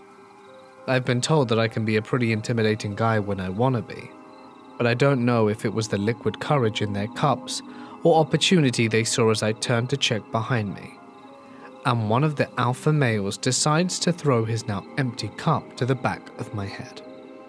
This causes me to drop my compass and knuckle up for a beating. I take a slow breath and slowly turn back to face him, but not before an audible crack punctures the air, and this guy is on his knees and clasping the back of his head, some blood pooling between his fingers. His friends are panicked and looking at the top of the waterfall where I just barely make out the shadow of a figure against the sunlight before it ducks back beyond a cliff. I'm at a loss for words when I notice what actually struck the kid's head had skidded to a stop by my feet. It was a narrow piece of lava rock that was shaped for use in native Hawaiian war sling, or ma'a. I decided to capitalize on the apparent fear in the group's panicked youth faces and cordially announce, "Maybe it's time for you guys to move on." The group scuttered around hastily, picking up their gear and being sure to grab whatever trash they had without further prompting. The group hops back on the trail just as the distant clamor of branches snapping can be heard from deeper within the valley, which sends them rocketing back through the trees. This logically should have terrified me as well, but something in my gut told me I'll be fine, as long as I'm doing the right thing. I decided to err on the side of caution and follow the group down the trail, but at my own pace, all the while cringing under the feeling that I was being watched the entire time. I heard the occasional twig snap near my peripherals, but refused to take my eyes off the way back. I eventually just get back to my truck just before dusk, when I stop to realize I left my damn compass on the ground at the falls. As my back's facing the entrance of the trail, and I'm patting down my cargo pockets in hopes that I was wrong, my compass hits the ground between my legs from behind me and rolls a foot or two down the truck before stopping. I damn near crap myself, snatch the compass up, and yell back, "Thank you, sorry," hop in my truck, and piece the hell out of there. Who or whatever it was that followed me to the end of the trail definitely felt it was time for me to move on as well.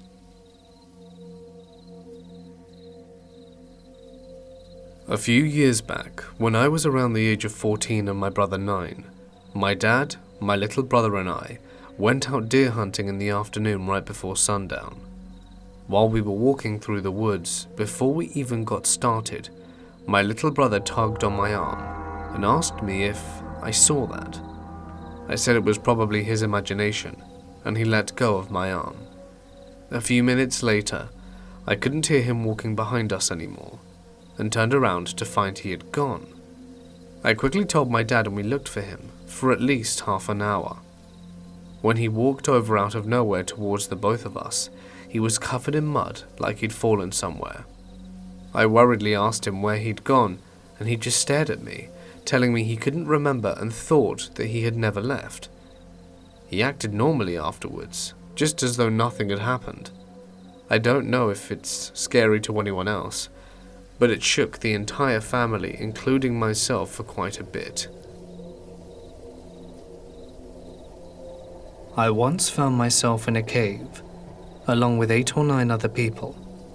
It was the middle of the Pennsylvania wilderness, and the only entrance was a small hole in the ground. To enter, you had to sit on your ass, grab a tree root, and drop about 7 feet down a steep wall to the floor. We all dropped in, and spent at least half an hour exploring this cave. My friend Dan taps me on the shoulder and whispers, "Dude, look at the ceiling." The ceiling was just high enough above our heads to hide the thousands of spiders crawling around it. We tried to keep quiet about it, because we didn't want anyone to flip out, but there was no stopping it. Just seconds later, the whole group noticed them. Everyone got silent, and you could actually hear the spiders crawling on the surface of the stone. It was an extra nerve-wracking situation, because the only way to exit the cave was to jump up and pull yourself out of a hole surrounded by spiders. 2 of the girls with us were terrified and refused to climb out. They just couldn't muster the courage to put their faces next to a giant spider's nest. They came around though, and everyone got out safe. I had the honor of being the last to exit, alone in a dark cave filled with spiders, and nobody around to give me a boost. Fortunately, Dan was brave enough to reach down and give me a hand. When we first discovered the cave, we were like, I can't believe we've never heard of this place. And now, I know why. A few months later, I found out the cave is off limits in the fall because of the rattlesnakes.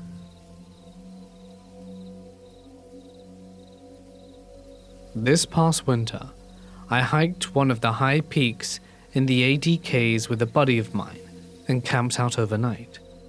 Everything was fine the entire first day we were there, had a great night's sleep and woke up early to hike back to the parking area. On my way back down the trail, my friend and I noticed that someone had been hiking as well. About a mile after walking, I stopped and saw that my full name, first and last, were drawn in the snow on the side of the footpath. I didn't do it, neither did my friend. It was snowing a bit throughout the night, and it looked as if it had been drawn the day before. The snow would have covered it up.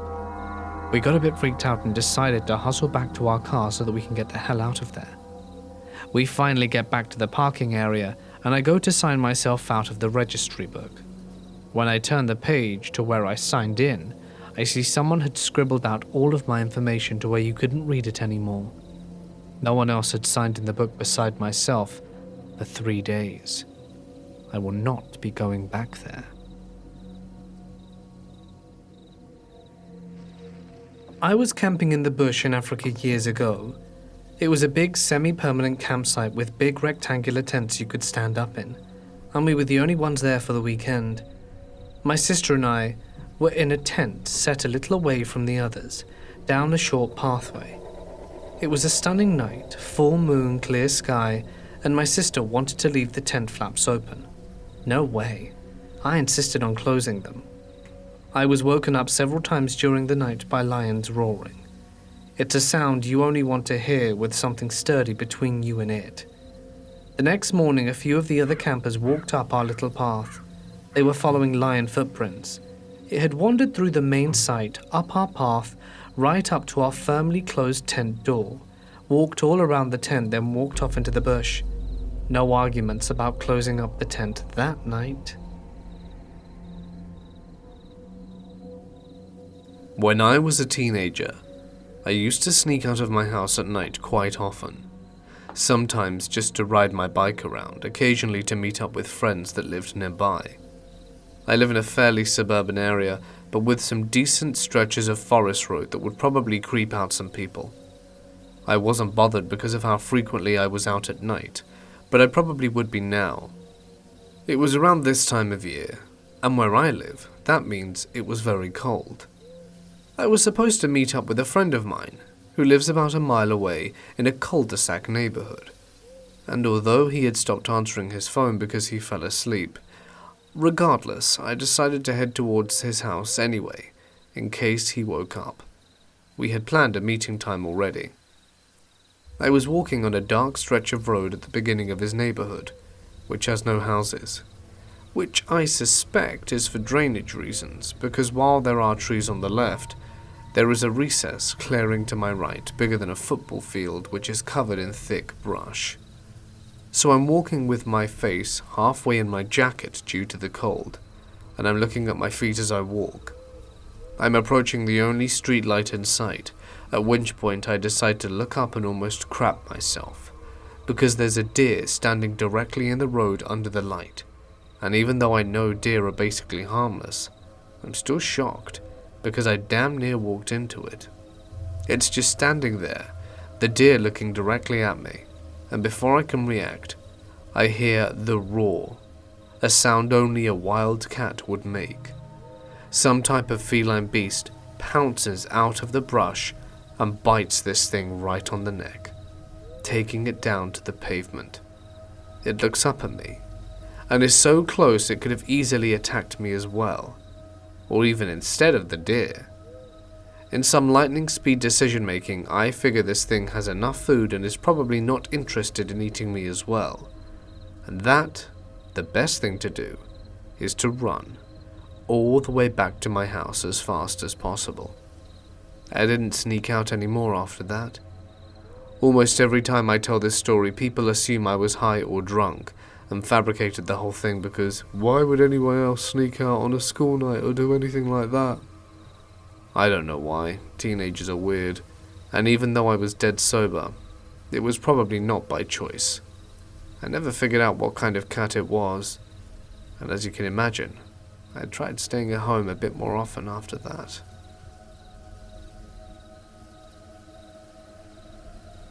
I was once chased by a pack of wolves for a very long time. Felt like an entire day, but it was more like 2 hours at most through the Alps during and after nightfall. The terrain continually switched from steep open areas to thickly wooded hangs. Inside the forest, it was almost entirely dark. I stopped being able to see them and only heard their sounds of communication with others. Growls, which I'm sure were meant for me. Whines and huffing. The movement of their bodies behind and beside me. It was the most terrifying thing, more so than when I had been able to see them before dark. I had no weapon aside from branches, which I had to abandon occasionally to make it down the steep bits without falling to death. I injured my ankle trying to get across a stone-pocketed stream, and my backpack got stuck in some barbed wire a little later. I almost ripped the entire fence along with me. Only when I took a deep breath and collected my leftover chill, it unhooked like it was nothing. Shortly after, the noises left all of a sudden, and 5 minutes later I was standing on the nearest road and made my way to the village, heart still beating frantically, eyes still wandering left and right, ears peaked like a rabbit at dawn. Tell you what, during this entire experience, I don't think once about all the pretty little problems and dramas I had been facing at that point. I don't think I even thought at all. I acted purely on autopilot. Hell, I didn't even exist, if that makes sense. These animals taught me a whole lot of respect and presence for my surroundings and experiences in life. I spoke with wildlife personnel that day after, and was explained that the pack wasn't looking for a snack, but they were most likely trying to get me out their territory. Fair enough, wolves, I get you, and thanks for not taking a bite out of this young, full-headed lady who didn't even weigh more than 51 kilos at that point. I've traveled a lot in my short lifespan, and a shaman I got to know once gifted me a necklace holding a wolf tooth from one of the wolves he had raised. He didn't say much about it, only giving me a knowing smile. I'd been wearing it for years before my experience in the Alps, and it always kind of made me feel protected. Friends would always comment on my fingers playing with it absent-mindedly. That day in the Alps, I crouched in front of the forest a bit, back towards the trees, eyes overlooking the sunshine down in the valley before me. Mountains surrounded my view, their tips tinted in the softest shade of pink, and I felt peace and freedom from my deepest core, when I found myself playing with the wolf tooth around my neck, and jokingly thought to myself, I wonder why I haven't met any wolves on my travels yet. 5 seconds later, I heard a growl so deep, so close behind me, I'll never forget it. That's when I turned around and the rest of the story began. Coincidence or not, either way, one hell of an experience. Although personally, I've seen far worse from angry kangaroos and annoyed boars. But those are stories for another day.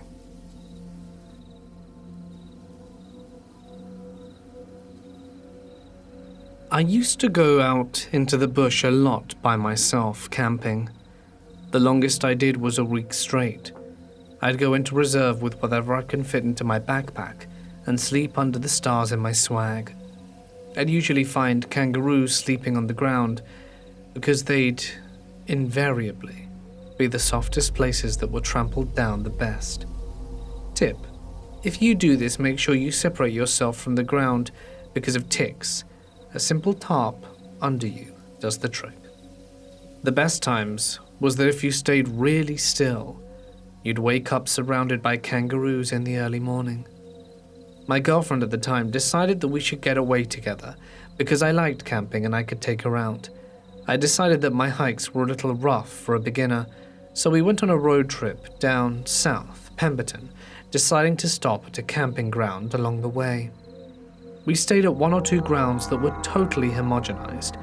We basically camped on lawn next to a stream next to a highway for the first few nights. On the 4th night, we found a ground that was a little further into the nature, and drove 2 hours down a dirt track. Along the way, there were wood signs with cute names of the campgrounds, Blossom Site, Eucalyptus Down, etc. Every site we'd gone to was taken, and it was getting dark, so we thought of turning back and renting a hotel room. When we came across a site that was open, it was simply called Goblins. We took our gear and headed off into the bush, hiked for about 30 minutes down into a gully, and came back up. The hiking trail was way overgrown. We eventually got to the campsite. It was overgrown with ferns. There was a dilapidated old stone building with plants growing through its front doors and rusty iron bars. The place obviously hadn't seen a human in years. There was a sign saying, "Closed. Please proceed back to road." There was a stream running nearby with a crumbling edge, accompanied by a chorus of frogs. I figured that the stream was eroding its bank, and the forestry people didn't want any accidents out there. So that's why they'd closed the campground. Well, it was getting pretty dark, so we said, screw it, let's set up our tents and eat some dinner. We cleared most of the site with my machete. It was all ferns that we chopped back and laid flat, and I got a fire going while my girlfriend set up the tent. The forest was like nothing I'd camped in before. Where I am from, we had gum trees. Just think your typical Australian tree. The trees in Pemberton are massive, easily over 50 meters, the biggest one's 80 plus. Standing near these, you feel like you've been shrunk down in size and are wandering in some type of fairyland. The outside air has a cold bite to it, and the night is still. Sitting down to dinner, I start to get a strange feeling that I've never gotten while camping before. Not quite being watched, but more like I was in something else's territory. Having camped with Ruse, I knew that usually you'd have to look for conscious signs of other animals to figure out what belonged to who. Scratchings, trampled bedding, scat, etc. And after a while you don't have to look so hard and just spot the signs.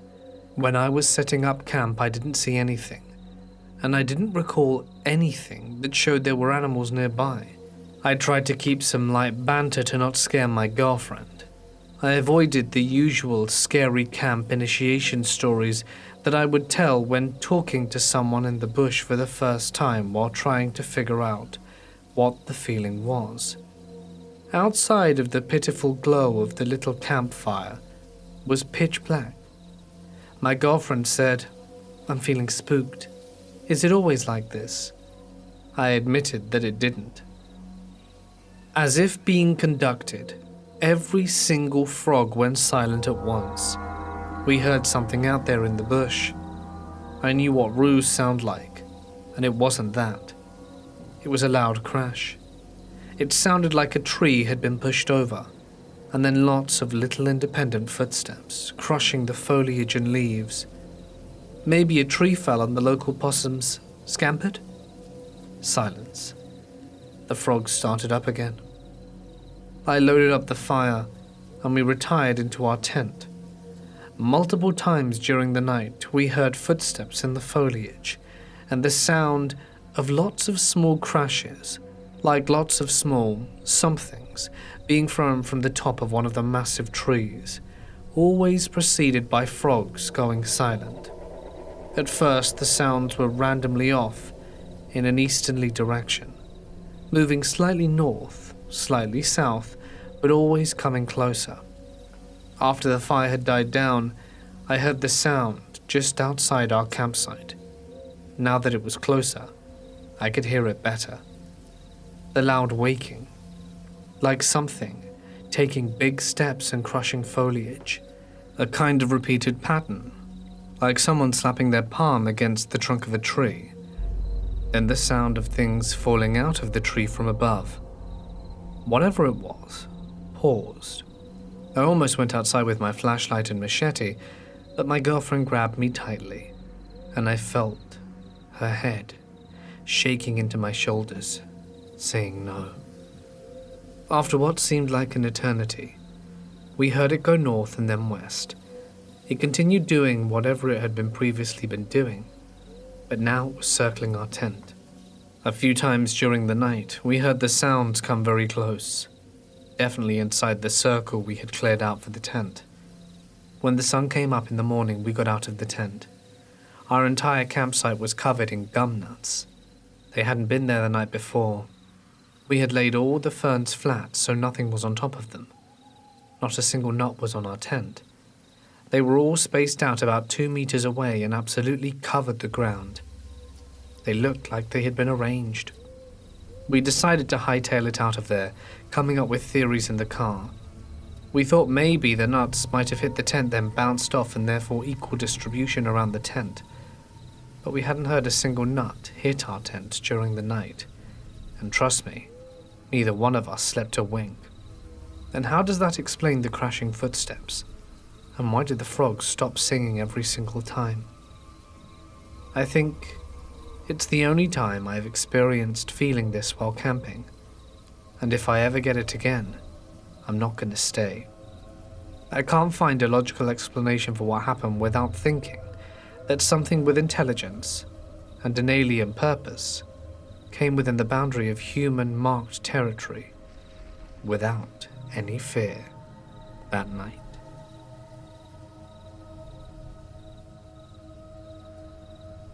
While settling in at Sandy Balls as part of my Duke of Edinburgh award, we started hearing noises of bikers, cyclists, not Hells Angels, coming down the path.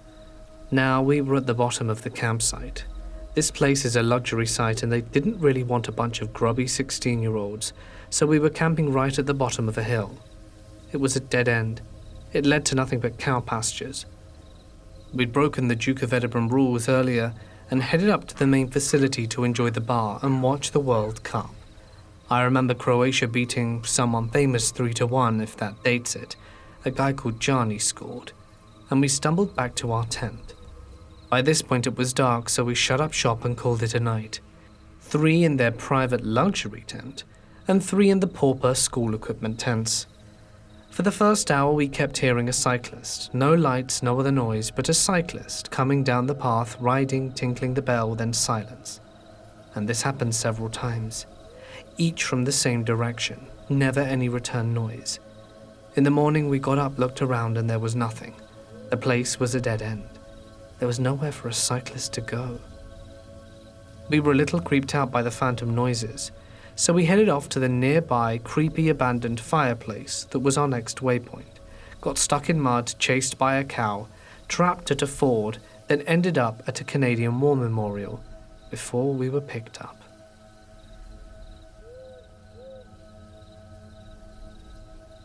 My family is very British.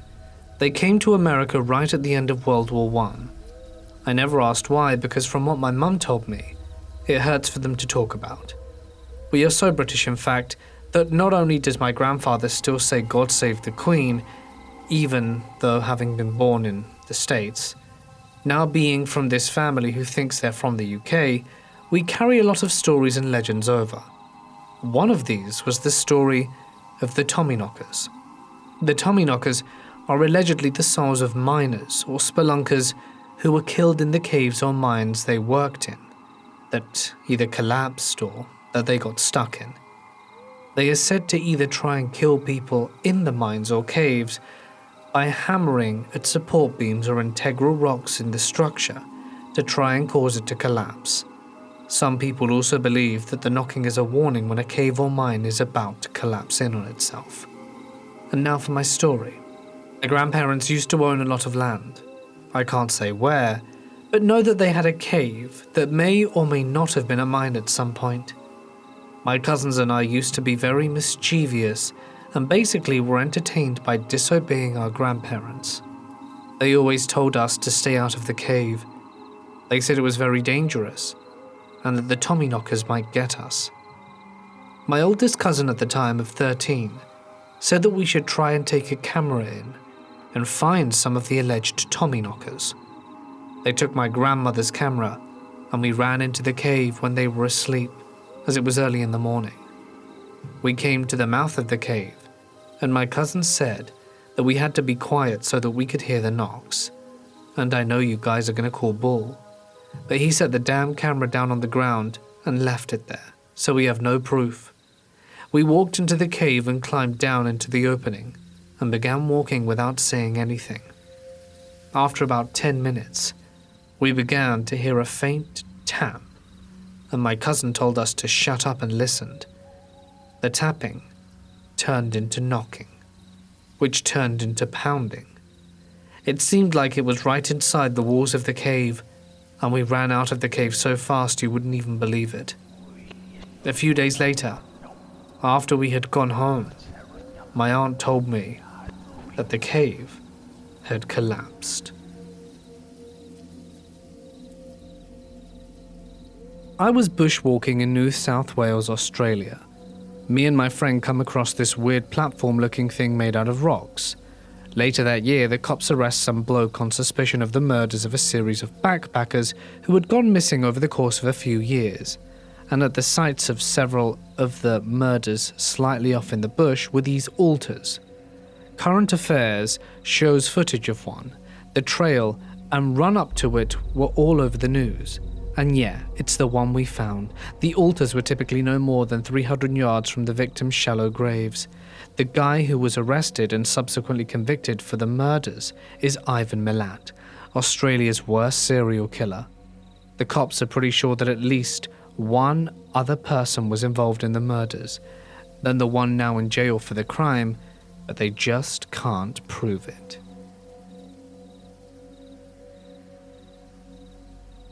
My friends and I were determined to make it to a certain spot before setting up camp, so we were out well beyond dark, which I don't recommend for anyone who isn't experienced, and even then, what we were doing was probably dumb. There are 3 of us walking up this trail, when all of a sudden the guy in front of us says, "Oh crap," and we all freeze. Ahead of us in the dark is a pair of glowing eyes, locked onto the 3 of us. The eyes lower, while staring right at us, and it looked like a cougar was getting ready to jump. We are in Eastern Oregon, and cougars are in the area. We take a few steps towards forward to see if we can get more lights on it while grabbing some bear spray. Once we get a few steps forward, we see it's just a deer that lowered its head to eat while still staring at us. Phew! We set up our spot, camp, go summit a peak and hike back down to the car the next day. In the same exact spot that we saw the deer, we found its carcass, ripped to shreds and body. It had been maybe 12 hours since we were last there. We were still pretty sure there was a cougar watching us that night. We just couldn't see it. It still messes with me sometimes when I'm out in the country for a few days.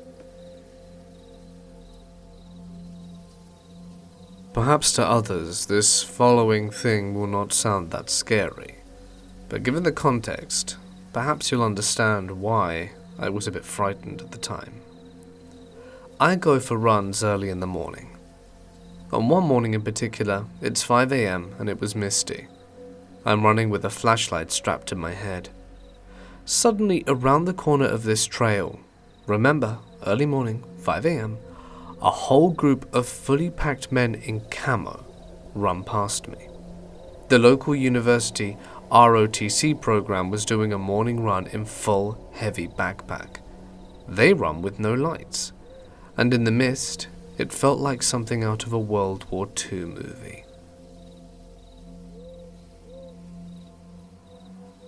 I'm a pretty avid backpacker in the Pacific Northwest. Sometimes I'll hike for days on end without seeing another person. I think it's exhilarating, being completely alone. There's really no feeling like it. You get used to it, but personally I can never help but be on edge. The environment is completely serene and friendly, but there's a constant feeling in the back of your mind. It's hard to put your finger on it. Most of the time you'll be chugging along, comfortable in your mind. But when you stop for rest or to fill up with water, you can't help but look over your shoulder. Nothing bothers me out much in the woods. I've run into brown bears, had elk trample through camps late at night and much more. But one night was different. I was on a deep backwoods hike in the late fall of the season. It was pretty cold, but the snow hadn't quite started falling yet. I like that. In fact, I usually plan my trips this way. The forest ranger I spoke to when I was organizing the trip said I was the only hiker she knew of who'd be up there at that time. I was using dispersed camping sites so far off the beaten path they didn't have fire pits. That night was 5 or 6 miles from the trail into the area. I set up camp at a site about 100 yards from a stream, close enough that a faint babbling was audible. I lit a fire, cooked dinner, read for a while, and was settling down to sleep. I lay listening for a while to the sounds of the woods and the creek. Just as I was nodding off, I think I hear voices. Nothing distinct, no clear words, but clearly a group of people were having a good time, laughing, maybe telling a story around a campfire. A feeling of dread came over me. I thought I shouldn't leave the tent. Fear like I've never felt engulfed me. All the hairs on my arms and legs and on the back of my neck stood on end. I lay there for a while in a panic, the voices carrying on laughing indistinctly. After a while they receded into the background noise.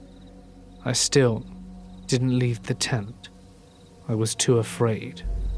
The next morning, after a very short night's sleep, I searched the surrounding area and the path to the site. A few shoe prints I found were faded and worn around the edges, too old and too few to be from the size of the group I heard.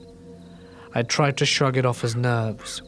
Maybe nervousness got the best of me, but I couldn't shake a certain tension.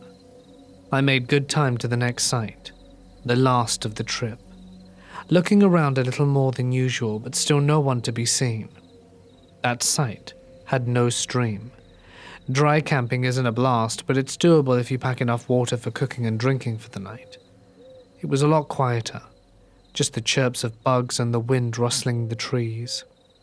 I cooked my dinner and stayed up a good while after dark, sitting on a log, looking at the stars, and listening to the sounds of the forest, trying to hear the voices from the night before, but there was nothing. I turned in for the night, stretching every act out. I lay there, restless for what felt like hours. Finally, calm comes over me, and then it's back. Nothing threatening or particularly scary, just the sounds of a group of 10 to 15 people having a good time, barely audible above the background noise. This time I'm calm, and there's what seems to be an internal dialogue in the back of my mind. Why not join them? Sounds like they're having fun. I'd really rather stay here. This is entirely unconscious and goes on for a while. I'd never experienced anything like this. I was worried that I'd lost it. And after a while the noises faded away into the white noise, and I felt that I was alone. The next day I packed as quickly as I could to get out of there quickly. During the day I was more at ease, like I had always been in the past. I was relieved when I got back to the car and started back home. I told the story a few times, and every time I felt a little bit of dread from the first night. I really had no reason to feel strongly about what happened. I just heard strange noises in the forest, nothing extraordinary, but I felt it. On one occasion, I told the story to my teacher who's a native. He got quiet for a minute, then said I had run into stick Indians. He said that it was good I didn't leave the tent. Stick Indians are evil and dangerous beings that prey on children and women. The look on his face was sober. He told me not to go back to that place again. These spirits are extremely aggressive and attack and kill at the slightest provocation, including even saying their Salish names, which he refused to do. Whenever the subject comes up, I get that same fear in me. As I write this, I'm thousands of miles from those sites, and my arms are still quaking.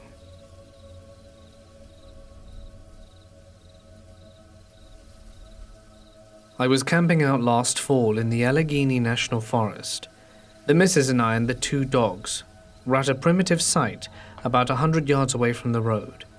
It was very late in the season, so we were literally the only people for miles. Our campsite was set up with 2 tents facing each other across the fire pit. We slept in one with the dogs, and the other we used for storage.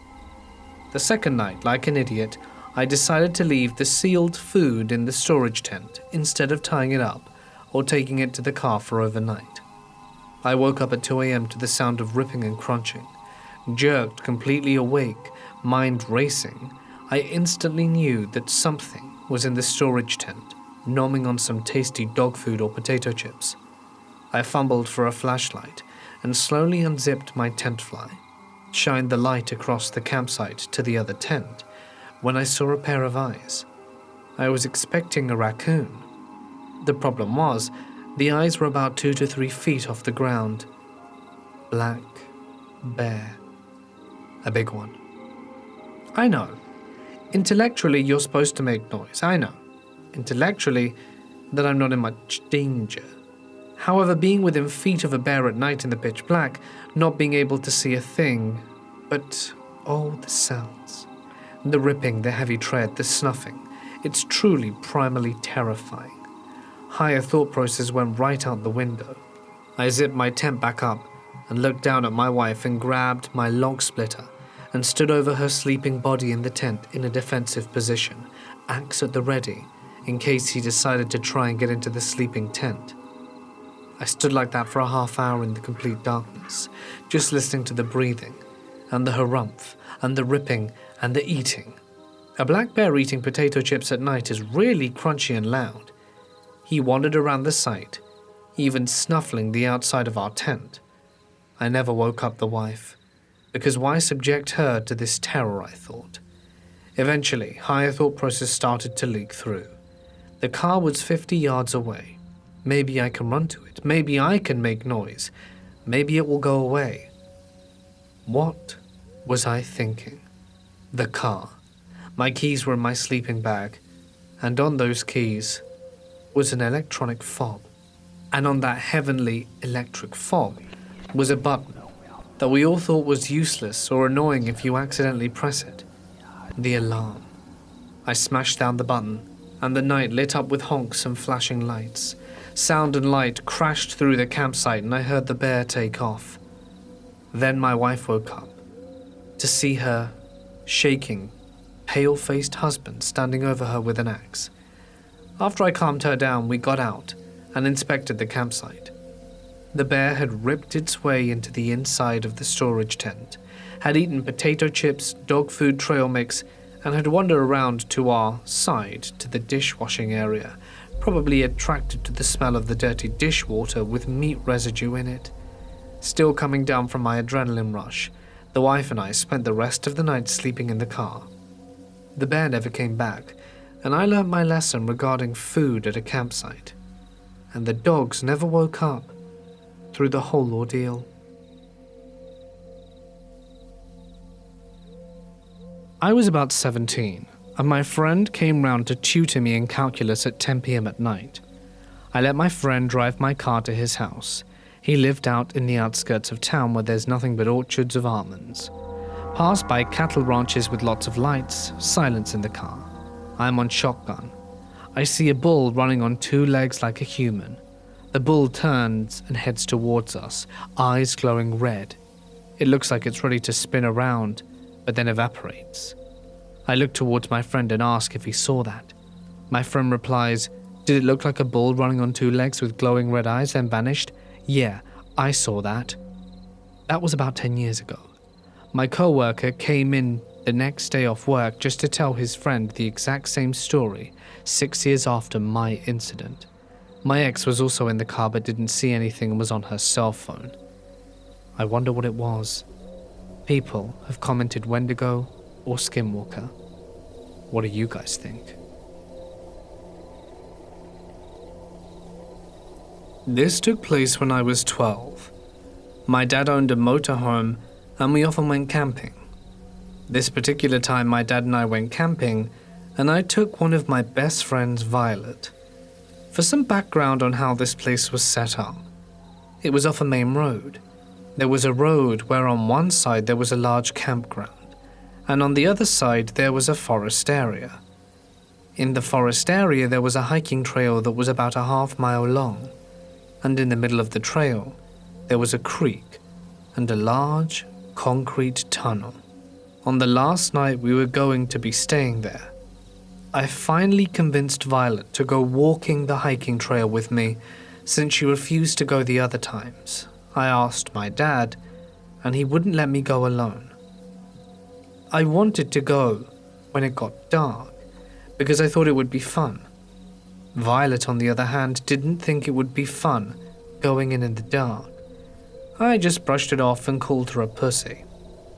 My dad didn't want us going out if it got too dark, so we waited until dusk. We got some flashlights and headed out. We entered the forest, and I had a headlamp, and Violet had a large flashlight. I was walking in front since the trail was only just big enough for one person at the time, and she was very paranoid and wanted me to go first. We walked until we got to the creek, and there was a large, square-shaped concrete tunnel at the beginning of it. Because I wasn't really afraid of much, I wanted to go inside. I had tried to convince Violet to go in with me, but she refused multiple times. "Come on, it's just a tunnel. What's the worst that could happen?" I asked. But she was really paranoid about the whole thing and said, "No way. You can go if you want, but I'm staying out here." I eventually gave up and went in alone.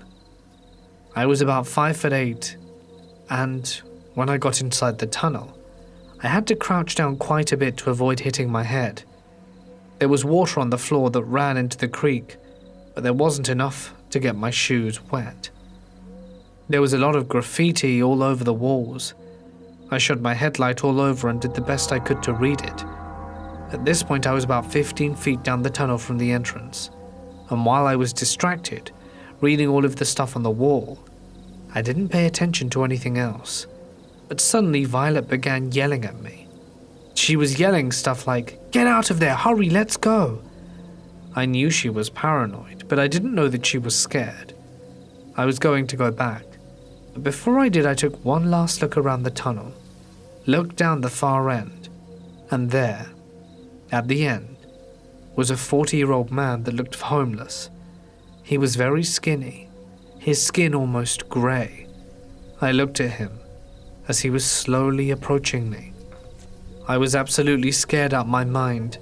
I ran out the tunnel as fast as I could, and because my curiosity always got the best of me, once I got out the tunnel I looked back, and he was just standing at the entrance looking at me.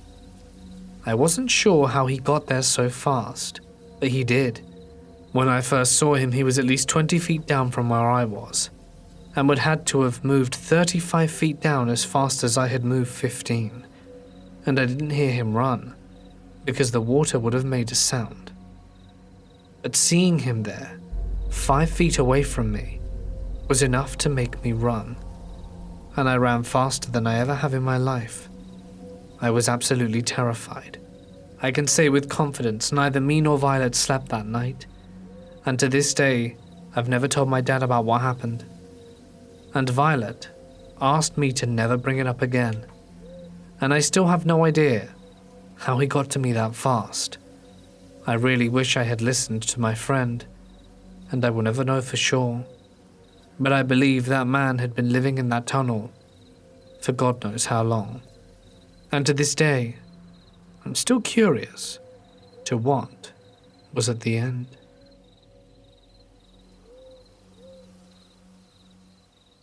I was mountain biking. I have a few LED lights for night riding, a wide floodlight on my handlebars, and a narrow beam spotlight on my helmet. I am in Florida, and was riding through a swampy jungle when I noticed the trail was covered with these little sparkly emerald green shiny things. I assumed they were quartz crystals or something, except the trails were mostly sand, and shouldn't have anything like that. So I decided to stop and see what the reflection was, and it was light reflecting back from the eyes of a giant wolf spider. The trail was literally covered with spiders, hundreds and hundreds of them, and these were the ones that were facing me. Another time on the same trail, I was flying down a long straightway, and up ahead I see a pair of eyes reflecting on the trail back at me. They were low to the ground, and I thought they were a raccoon or a possum or something. As I got closer, they started to rise up, and got up, and some more, until they were, it seemed, as tall as a person. Just as the creature got into range of my spotlight, it turned around and bolted into the trees. I only saw its back in my spotlight for a moment, but whatever it was big and covered in medium brown fur.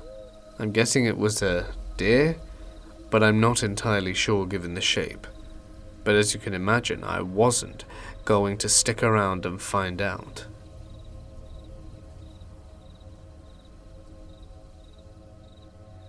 A few of us were hiking around the Blue Nile Falls in Ethiopia.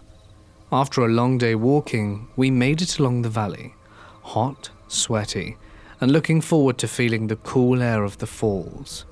We're hopping over rocks and making our way across the floodplain, when a shepherd starts screaming at us to stop. I jump the gap over some large rocks and look down to see a snake pit as I jump. The diameter of the moving snake is that of a car wheel. Trying to backtrack with the biggest case of Elvis legs was the hardest part.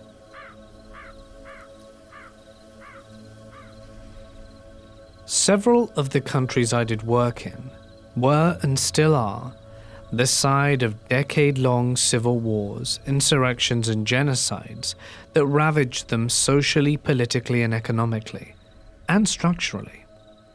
Given we worked in the remote wild lands of these countries protecting the species people pay millions for like elephants and rhinos, you'd figure that one of our biggest fears would be poaching units.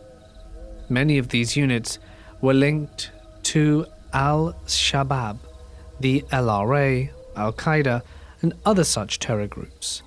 Look up the Kenyan Westgate Mall massacre, and you'll see the result of money from high-end poaching. However, we were usually well-equipped and trained to handle pretty much any situation that might befall us, and we had plenty of violent and non-violent encounters under our belts. That said, the thing that made me the most nervous in many war-torn regions like Angola, Mozambique, was the potential for unexploded landmines left over from the sometimes up to 30-year civil war. I was especially nervous because we worked in very remote locations where groups like the Halo Trust, who remove mines, didn't really go as their priority as more populated centers. In some cases, we had to hire minesweeper-type vehicles to drive ahead of a column, going down unmapped roads to prevent from being blown up. I think what made me the most nervous about them is how impossible they were to spot. I had been trained to scan my surroundings for glints of equipment, i.e. scopes, guns, watches, etc. It's amazing what can give your position away to the trained eye. Tips of horns in tall grass, like Cape buffalo, that will mess you up something quick. Listen for changes in the sounds of the environment, like a sudden silence, or particular animals' alarm calls may indicate predators like people or leopards. Smells cue you in, death, campfire, cordite, and you can usually spot a puff adder before stepping on one. Mines, however, were often completely invisible, especially after 5 to 30 years in the dirt. One time, one of our guides/trainers, a former Selous scout, found one in the bush and pointed it out, and showed the 2 little metal prongs that popped ever so slightly out the dirt. You would likely never see it, until it was too late. I'd been working for about a year at this point, so wasn't green, and we were in Angola working with an organization to do some mapping, species surveying, and anti-poaching type work. We were walking along a dirt road, overgrown with scraggy shrubs and such. The nearest village was about a 4 to 5 mile walk away, and there were several amputees who had stepped on mines at some point. The country has been estimated to have up to 20 million landmines, although no one really knows. We got reckless and comfortable. Scary how easy that is to do. I was 3 back in the column, about 30 yards from our point man. He had a pair of binoculars and a rangefinder and was spotting animals for a survey we were conducting. Suddenly, he disappeared in a cloud of smoke and dust that billowed up from the ground and engulfed him with a sharp, metallic bang. The blast wasn't super powerful. Landmines are usually designed to maim, and little pebbles pelted my face. The cloud of chalky dust soon enveloped the column, and everyone hacked and coughed. Our armed unit quickly found concealment and set up behind the blast, and myself and another followed the point man's tracks to avoid setting off anything else. He laid in a crumpled heap, surrounded by charred dirt. I grabbed his web gear, look up Vietnam web gear and you'll get an idea, and drag him back out of the thick dust. The smell of explosive accelerants burnt up my nose. As I dragged him, I noticed a trail of blood coming from his legs. It looked like the scene from a horror movie where the monster has had a good bite at his victim, and there was a long trail of blood. I stopped and jumped over to his front leg. His right leg below the knee was gone. A pulverized mass of bone and singed cloth remained, blood everywhere. I immediately snatched 2 tourniquets from my belt, got them up and over the wound, cranking the first down as tightly as possible before adding the second. The point man, Sandil, screamed for the first time. He was a tough dude, but as they say, the tourniquets often hurt worse than the injury. His left leg was badly shredded too, but we stopped the bleeding with pressure bandages and wound packing. We wrapped him up tight in mylar blanket to prevent shock. We stretched him back down the road and managed to reach a rescue company via satellite phone. Within the hour, he was whisked away. He ended up getting surgery in Joburg or Cape Town, I forget which, after a long flight and a few hospital stops on the way. He lost his right leg, but his left recovered, and last I heard he was working as guide in a small private reserve in KwaZulu-Natal. Anyway, that's the reason why my girlfriend gets annoyed when I don't talk about it while we're hiking, because I'm too busy scanning for mines, poachers, predators, and other stuff that isn't there.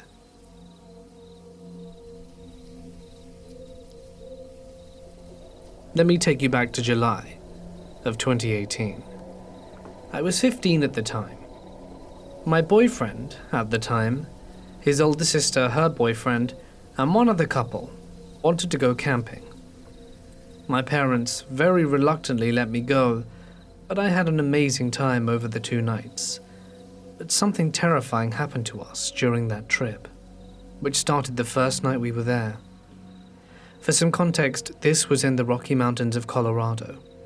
The forests here are dense, and unless you're in a clearing, barely any moonlight can get through the thick treetops, which makes the night pretty spooky in itself.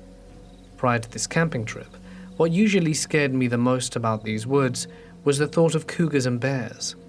My boyfriend and I shared a tent on the far side of camp, and the other 2 couples had tents on the side of the camp opposite to us.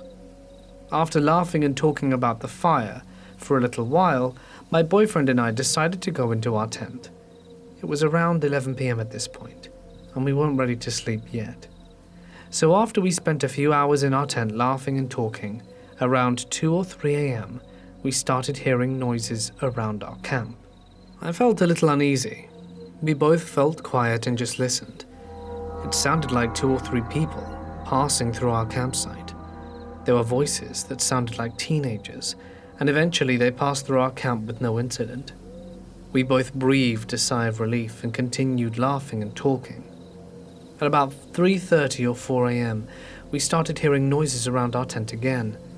This time there were no voices, only footsteps. Him and I whispered back and forth, discussing what we might be hearing. A deer, maybe? The footsteps didn't sound heavy enough to be a bear, and a cougar wouldn't be stalking our idle tents. After a while, we noticed that the footsteps weren't passing through the camp. They were circling our tent. Only ours. Slowly, my blood ran cold. Neither of us spoke.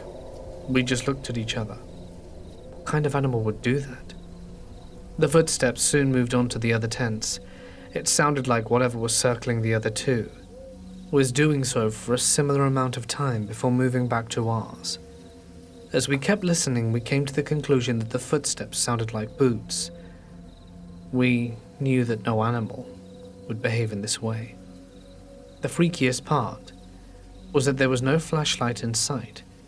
If they were a person, they were walking through the woods in the witching hour, in the pitch darkness of the forest, unable to see anything.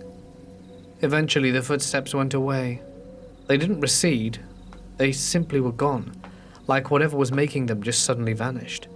We figured we were just too tired and afraid and didn't notice we heard them leaving, and soon we went to sleep. Now in Colorado, it's extremely dry for most of the summer, and in the Rocky Mountains the ground is mostly rocks and tree roots under a thin layer of dry dirt. We searched around our tent for tracks, in what little mud there was, and we found boot tracks. Everyone else in the campsite said they heard the same thing around the same time. We were all quite creeped out, but tried to convince ourselves that all was well, and that maybe someone had just been lost. The next night passed without incident, and I left the next day, a day before everyone else because my parents were making me leave a day early. But the story doesn't end there. The day after I left, everyone else on the trip was due to leave as well. As they were packing up the campsite, an elderly-looking woman walked down from the woods from a trail leading up the hill. She asked them if they were leaving. They thought this was extremely weird because we hadn't actually seen anyone the whole time we were there. But they told her that they were in fact packing up, and she walked back up the trail and vanished behind the tree line. My boyfriend's older sister's boyfriend thought this whole encounter was suspicious, so he followed the old woman up the trail. He walked the entire trail, but the woman was gone. The trail led to a sheer cliff edge. There was no way to get down it, no way to get up it either. On either side of the trail was dense forest, no houses, roads, nothing. The old woman simply vanished. My boyfriend and I believe what we heard on the first night may have been the old woman. How else could she have known exactly where we were, unless she had already been there? The problem with this is that there was nowhere for the old woman to have gone, and nowhere that she could have come from. And what old woman would walk in circles around our tents in the middle of the night, with no flashlight? That is not only extremely dangerous for anyone to do, but creepy behavior in general. People I've spoken to about the incident believe it could have been a ghost, perhaps even a skinwalker. Me and my now ex don't talk anymore, and neither do the other two couples who went on the trip, but I'm sure they all remember this experience as one of the creepiest things that ever happened to them, too. As a kid, my mum was married to a crazy ex-Marine who insisted we live off the grid, so he built this barn. He got the barn lumber from a farmer who wanted his torn down, and he built it quite a ways from the gravel road. The only way in and out was hiking, and as a kid, walking alone through the timber from where we parked the cars into the barn was kind of terrifying. But the weirdest thing I saw was a near silent, flying object going really low to the ground. All I could think about was what the hell was that, and until recently forgot about it. Aliens, perhaps? I have a second story, though. As an adult, I went hiking with my boyfriend on a friend's land that bordered a nature reserve. It was around 2 a.m., and I awoke hearing stomping footsteps outside the tent. I grabbed my machete and listen. I'm half naked and shaking either from cold or nerves, and the next thing I hear is like a raptor sound from Jurassic Park, when the raptors are communicating. Granted, this is in Iowa. We don't have a large amount of dangerous animals. The stray black bear that usually happens in northern Iowa, maybe a cougar or so, but those are rare. I'm panicking, as I've never heard this kind of noise before, and I've grown up in the woods. Eventually, the stomping steps trail away. and we don't hear anything for the rest of the night. I told my friends about it, and he's like, I'm pretty sure it was a deer. I'm like, well, I've never heard a deer make that noise before.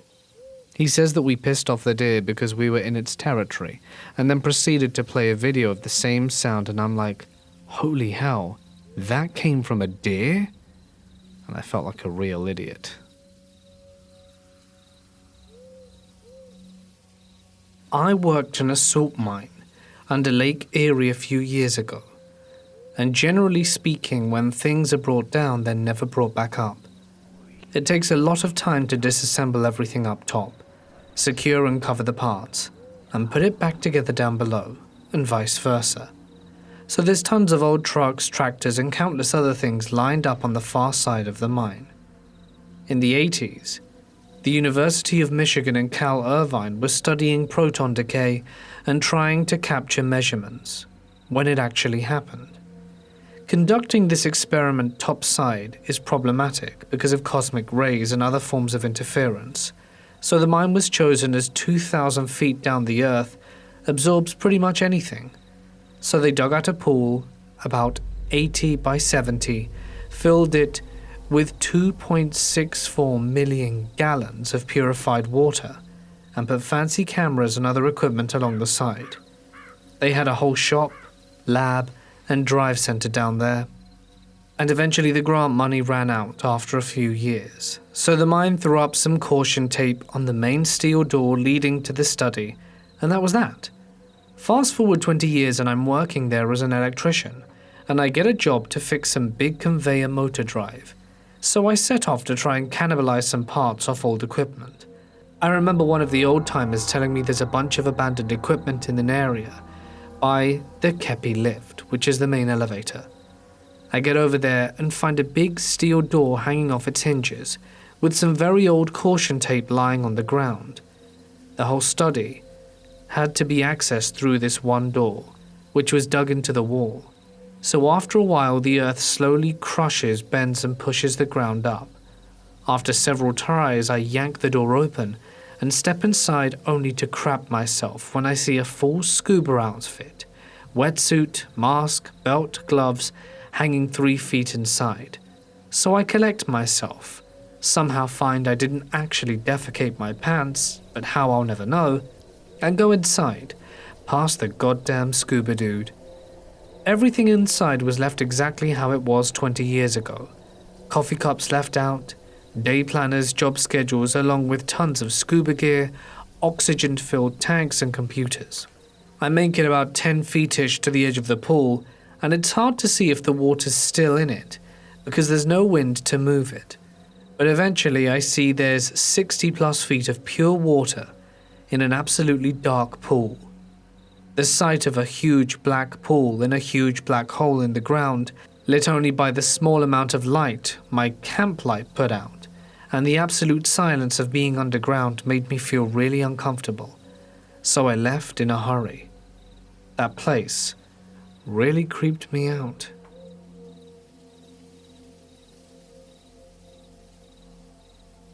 I have a rather big forest near my home. There's nothing special about it, neither creepy nor mystical, and not pretty either, just a forest with trees and bushes and so on. I used to go there a lot with my dog since it was conveniently close and he could run around on it while I was minding my own business. Around 2 or 3 years ago I went there rather late, at around 9 PM, where it started to get dark soon, but I still wanted to go for a short walk. I always stay on track so I do not disturb any wildlife or damage the plants. As it's getting later and later, I'm somewhat in the middle of the woods, but I feel all good. I know every small track there, and I would always find my way back home. As I'm walking, I hear some weird noises rather close to my left. I couldn't make out what it was, but it was definitely nothing I've ever heard before. It didn't sound like anything earthly, as stupid as that may sound. Then, my dog comes bursting out of the bushes, his tail clamped between his legs, totally focused on me and desperate to get going. He knew there was something weird going on. As I try to calm him, I take a look into the woods, and there, maybe 20 meters from me, I see a pair of deep red eyes staring at me. No movement, no blinking, no anything. They just stare right at me. I'm struck, and somehow can't really move, but I keep staring into those eyes. They were seriously red. I don't know how to describe it, but again, nothing I have seen before. I knew that something there didn't belong, but I didn't know what it was. It was almost like I was dreaming. A very eerie feeling was in the air. It was dry and crisp as hell. And I also felt really calm for some reason, and just told my dog to follow me, and backed away slowly. I never looked back, but I know for sure if I had looked, the eyes would have still been staring at me. After a few meters, I suddenly woke up from my trance-like state, and it just hit me. And I began full speed running with my dog through that forest, scared out of my mind. I'm crying big time while I'm running. I don't even know why, and what really happened. But everything just felt so freaking wrong, and I wanted to get as far away from there as possible. To this day, I don't know what I saw there that night, and I don't think I really want to find out. The only animals that live in that forest are deer and boars, but the eyes were at human face height, something between 1.5 meters to 2 meters. I never stepped foot into that forest again. It is now the territory of the unknown cryptid, but I haven't heard from anything weird going on down there either. I just want to make sure you understand, I didn't do any drugs or comparable things before going in. I'm pretty sure something weird or downright disturbing would have happened to me had I stayed in the forest. Mountain climber in the Philippines. One time my group went on a night hike to a mountain located in central Luzon. Naturally, we took the easier trail, North Peak, since we were hiking with some newbies. At around 4 a.m. we broke camp and started our descent. Almost an hour in, we noted that we kept passing the same fallen tree and the same boulder. The trail was very straightforward, and many of us had climbed the mountain before, but for some reason all of us were going in circles. One of the more superstitious hikers decided to make us all stand in a circle, utter a prayer, and leave an offering of food. Only then will we be able to complete our descent. This next story happened in 2015, when I was on a day hike at a Mount GB, somewhere in the southern part of the Luzon area. This week prior to my hike, I was in the same area with a friend. Being that the trail is relatively straightforward, we decided not to hire a guide. Fast forward to the present. I decided to do a nighttime trek with 5 of my colleagues in tow. Since I was the one who knew the trail, I was the group leader. About an hour or so in, we heard something that went "Psst" as we were hiking the trail. We looked around, thinking it might be one of the locals, as some parts of the trail led to small houses. Anyway, it soon stopped, so we forgot all about it. We soon reached a narrow part of the trail bordered by shallow cliffs on either side. Since I was in the lead, I was very focused on the trail and didn't notice that my colleagues were lagging behind until one of them opened up and said, "Hey, why don't you shine your flashlight in front of you?" I stopped walking and waited for them to catch up. When we reached the campsite, I asked my colleague why he told me to shine the flashlight in front of myself. He whispered, "Well, you were walking so fast I didn't think you saw the child standing right in front of you." That creeped me out. On another occasion, me and my 2 other friends were walking on our way home from the summit of a mountain, also in southern Luzon, when a kid came to us asking if he can guide us for 5 pesos. He was dressed in a blue checkered shirt and white pants. He was very well groomed, his clothes were wrinkle-free, and his hairs weren't even messy at all. We knew the trail by heart, so we kept on declining his offer. Eventually we agreed since we figured he would follow us anyway. When we started to walk again, he suddenly stopped following us. I called out to him, but he didn't mind me. He just stood still. I looked at my companions and they were so very scared, so I said, Okay, stay there if you want, but you won't get your 5 pesos, and left. Now, I've told this story to fellow mountaineers, and they told me the kid was probably a child of one of the guides. This is a very popular urban legend surrounding a certain mountain called the Devil's Mountain. The famous legend goes there's a story of a couple who went on a hike there at midnight. They got lost when they accidentally took an unusual trail on their way to the campsite. Even if the weather is threatening because of a storm and there was zero visibility, they still continued the hike. They arrived at a point where the trail forked, and they turned left when they should have turned right. The left was a deadly trail, thus they never made it to the campsite. According to local folk, the two have only recently been found. Now, this next story connects to the previous one, also taking place at said mountain. A group of hikers together with a guide went on a rarely used trail. On the way back, they passed a small village, where the elders advised them to continue the trek but leave the only girl in the group at the village. They politely declined and continued hiking. Halfway through, the guide told them that they could go as far as the first half. Being experienced hikers, they paid the guide and continued until they came to a fork in the road. As they were debating which road to take, a couple stumbled upon them and told them to take the left side. They continued following the couple even as it got dark and it started to rain. Suddenly their flashlights turned off simultaneously, but they still tried to follow the couple. When the rain stopped and their flashlights came back on, the couple were gone, and one of the group members slipped and almost fell to their death from a ravine.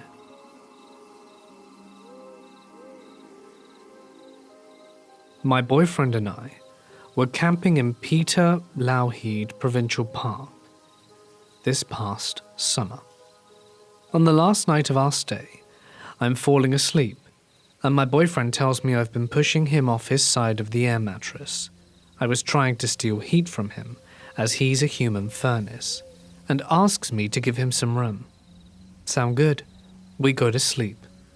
I wake up to him shoving me and think I'm crowding him by accident, so I move over a little. He shoves me harder, and I'm annoyed now because I already moved and I'm tired, so somewhat loudly say, "I'm moving," and he grabs and shushes me. I know something is wrong when I am awake right away. He whispers very softly, "Do you hear something?" And right away I hear the unmistakable exhaling huff of a bear right by my head. My heart is pounding, because at this point I can hear it sniffing and huffing, which is not good if you know grizzlies. My boyfriend says we need to get over to our truck and I agree. But from what I can hear, the bear is between our tent and truck. Luckily we have command start, and our truck has a very aggressive start, so when my boyfriend started the truck, I hear some crashing through the trees and we both ran to it. We drove a lap around the campground to make sure the bear hadn't gone into anyone else's sight, but we didn't see it. We slept in the truck until it was light out, and let the wildlife hotline know the area before we left. We started second-guessing ourselves because this all happened at about 1:30 a.m. But when we were packing up the tent the next day, we found coarse brown hair all over the tent where our heads were, and on the grill of the truck. I've never been so terrified and full of adrenaline in my life.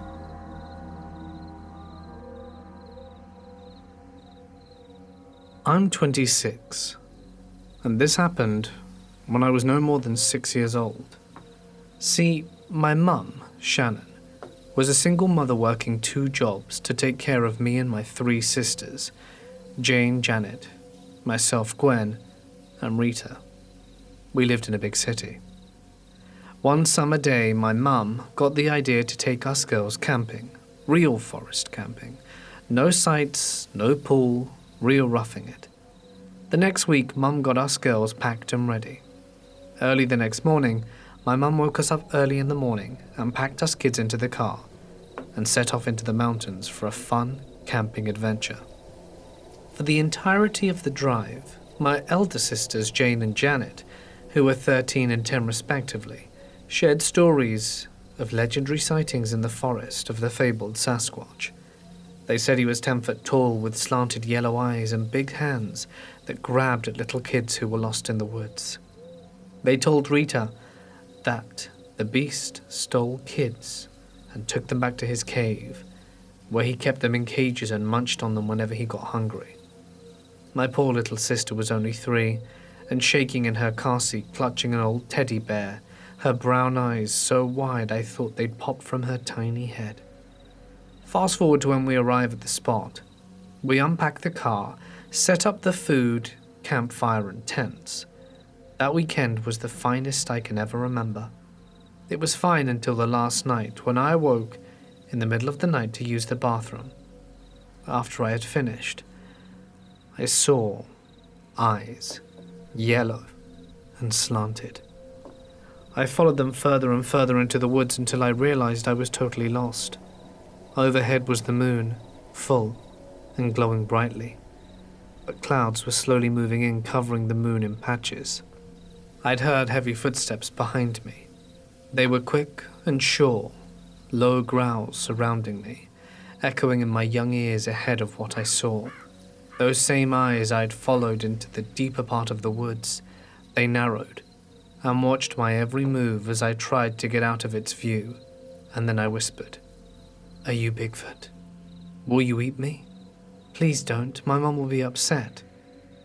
That is when I heard a low voice growl, "Go back, small one."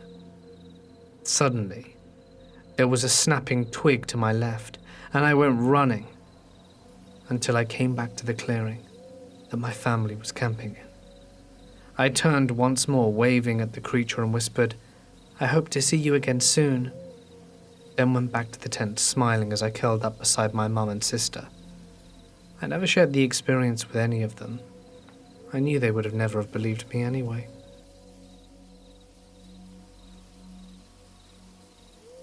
I was out solo hiking in Italy in 2016. It was memorable for 2 reasons.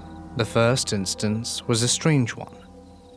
I was on a trail to Monte Forato, a natural stone arch that overlooks the coastline, giving stunning views to the sea and northern part of the Apuan Alps through it. Anyway, halfway up the trail, I met a couple descending.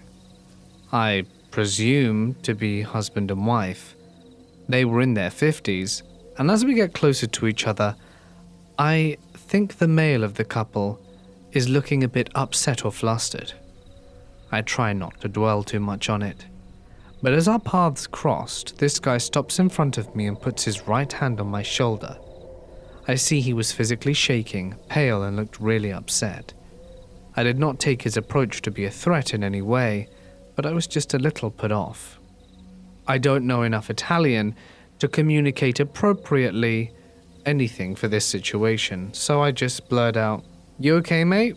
in Italian, and he replied to some mumbling I didn't really understand. But what it meant I do not know. His wife then put her arm around him and said in broken English something to the effect of, "It's okay, you look like someone he once knew." And with that she pulled her husband away, and they walked down the mountainside. It was like the guy had just seen a ghost. Obviously I have no idea who I reminded him of. I just hope he wasn't too upset from it. I have a second story, and I think I know how the legend of the faun, the half-man, half-goat, came to be. This time I was lost. I was no longer on a designated trail, but knew from my map that if I followed this stream downhill, I'd come across a road a few miles down and would be back on track. Well, almost. This stream turned into a steep rock ravine, which then sunk into a sinkhole, which was a bit big to get around. So I back up and went to the high ground to find a better route down. I was doing this when I came to the top of a small ridge with a derelict shepherd's hut. The roof of red tiles had long since collapsed, but the walls were still standing with a single broken window doorway. It was broken, still needing to be worked out a better route. So I threw my backpack on the ground, pulled out my map against the wall of the hut. 10 minutes must have passed when I suddenly heard something walking over the broken tiles inside the hut. Startled, I jumped up and stood away from the building. I heard the breaking of tiles underfoot again, but there was a lightness to the sound that told me it possibly was not human feet making the sound. With this thought, I gingerly approached the broken window to peer through. To my surprise, it was a mountain goat. I let out a laugh, and with that the goat scarpered away out the back of the hut. Intrigued, I went back to see where it headed. This goat was super fast. When I got round the back, there was this super steep V-shaped valley. It was gone, or so I thought. That is when I thought I saw a very muscular man with horns sprinting up the side of the valley. It took my brain more than a moment to work out that the steep incline gave the perspective of the goat running up right in bipedal fashion. If I hadn't have had the privilege of seeing this mountain goat moments before in the hut, I would have been convinced I'd have just seen a goat man from ancient mythology running up the incline. I have a friend who is a trail ranger, basically a ranger who can't get you in trouble. He told me about this time he was gathering illegally placed wildlife cameras and knocking down hunting stands, feeders and blinds with another actual ranger. The other ranger wasn't feeling so well, so he said he was going to head back, as it's a 1-hour ATV ride. My friend finishes up with the last one when he hears voices.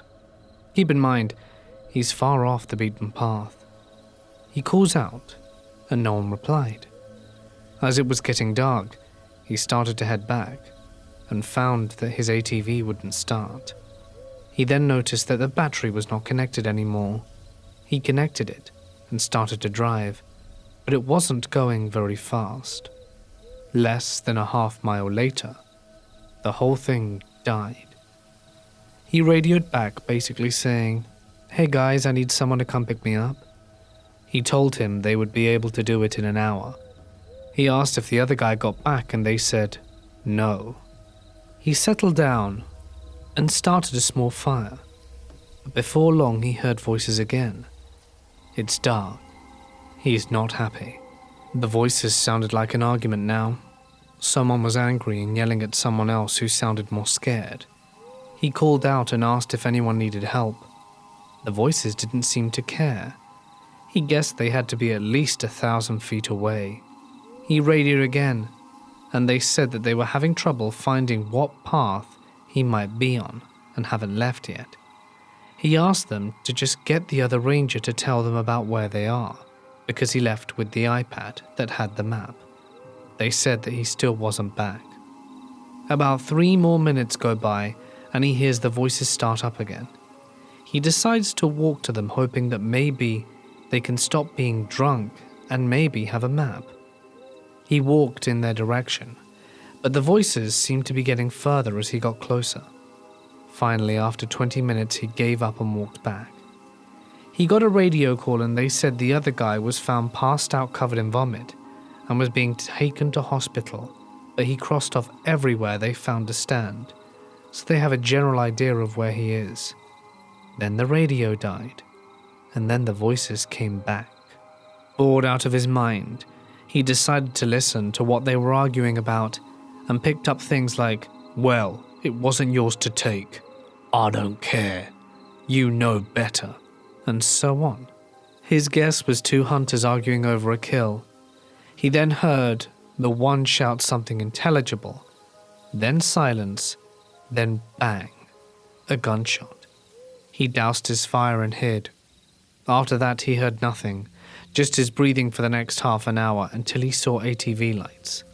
He told the guy picking him up everything, and they called back. They had people looking for 3 hours and found nothing. They came back the next day with police and dogs. After about an hour, a shallow grave was found in it, and a long, dead man who had clearly been shot in the face was there. It was a skeleton that was there for years. So either the argument he heard just ended with a bang and both parties went home last night, or he heard the murder of someone from years ago.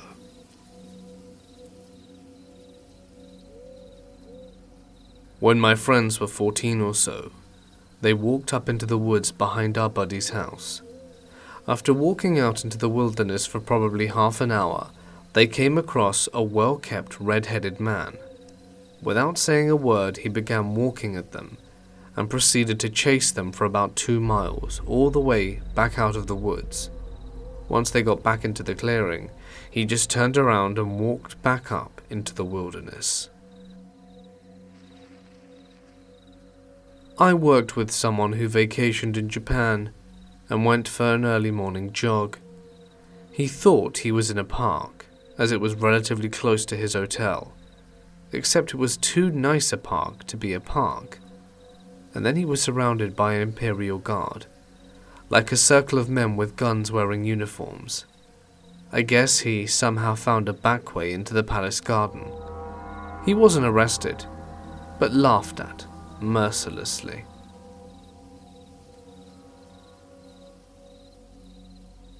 My first overnight backpacking trip with a friend.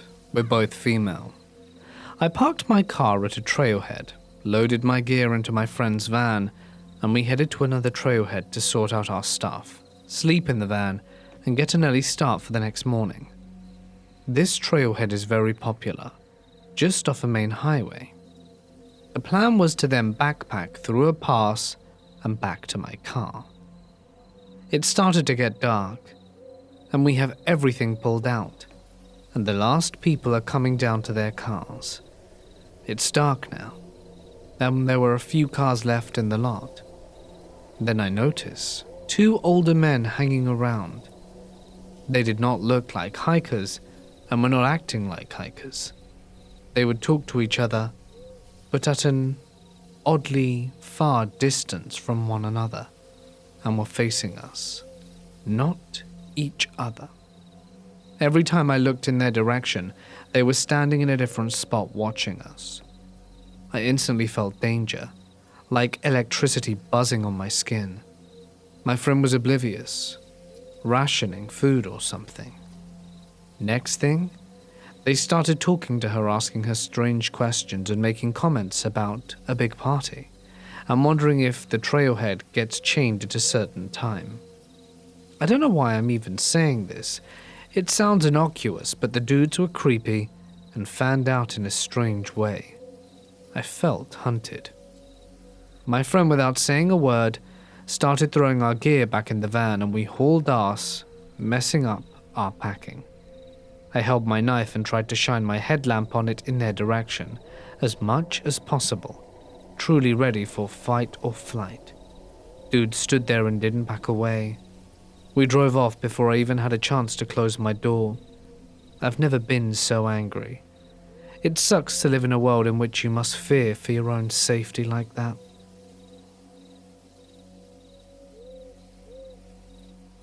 My friends and I went canoe camping in a new provincial park. We had this neat trip planned.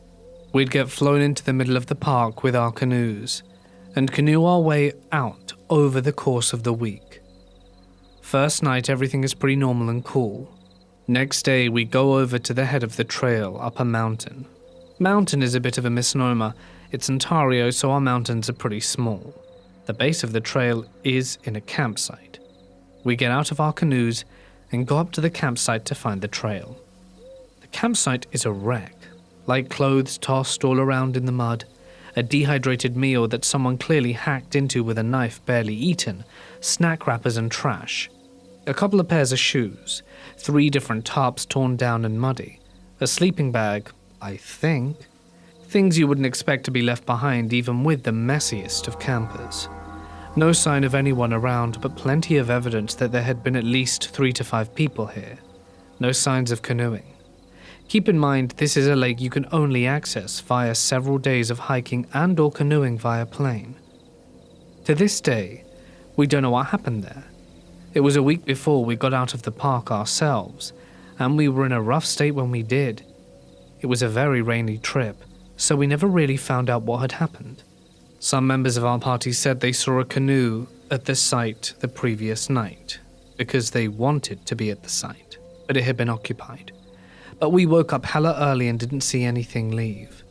Our best guess is still that someone had an emergency, maybe hypothermia. It was really rainy and they called out an emergency rescue, and in their haste, left the majority of their stuff behind.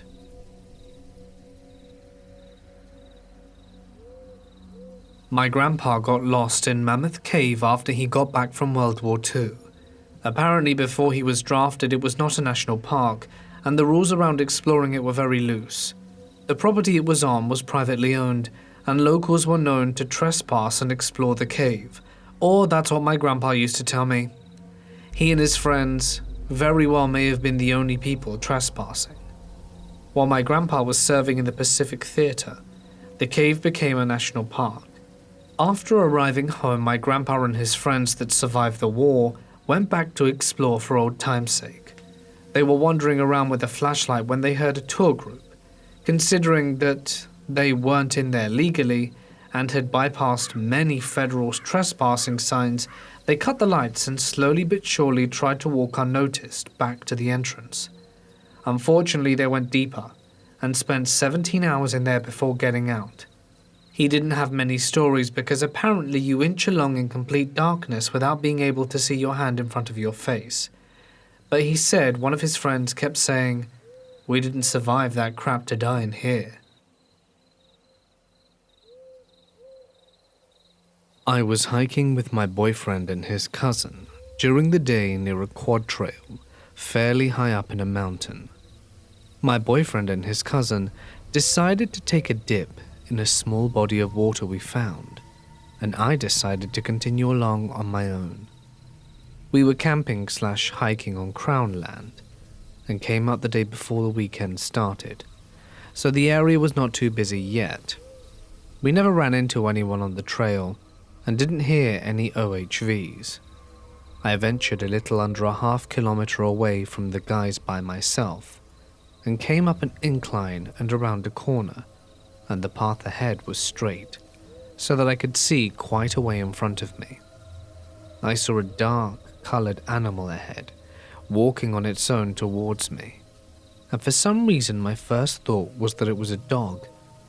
But as quickly as that thought came into my head, I realized there were no people near me by the animal. It was quite small, and I immediately thought bear cub. I didn't see any other signs of a larger animal nearby, but I also didn't take a second look. I immediately turned around and have never run so fast in my life. When I caught up with the guys, they wanted me to wait out to see if a hiker came down the mountain, but no one did. Now, I could have been completely wrong and maybe a hiker had their small dark-colored dog off the leash on the trails, but I wasn't going to wait around to find out.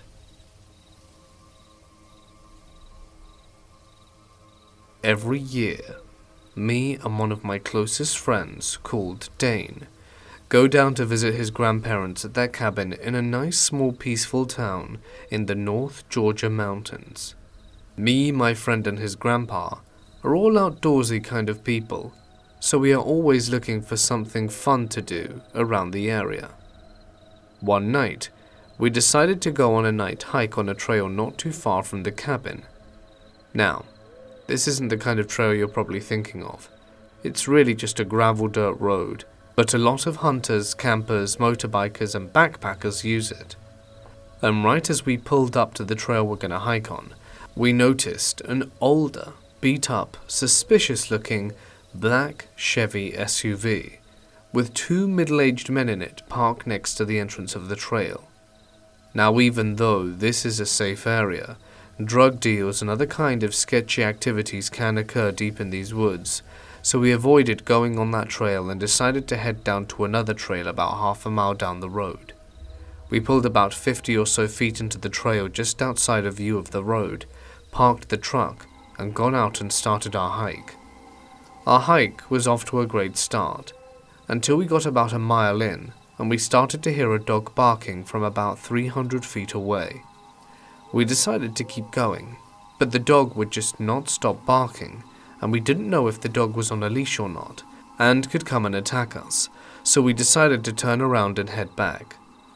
When we were about 1,000 or so feet away from the truck, we could see a car sitting behind my friend's grandpa's truck, running with its headlights on.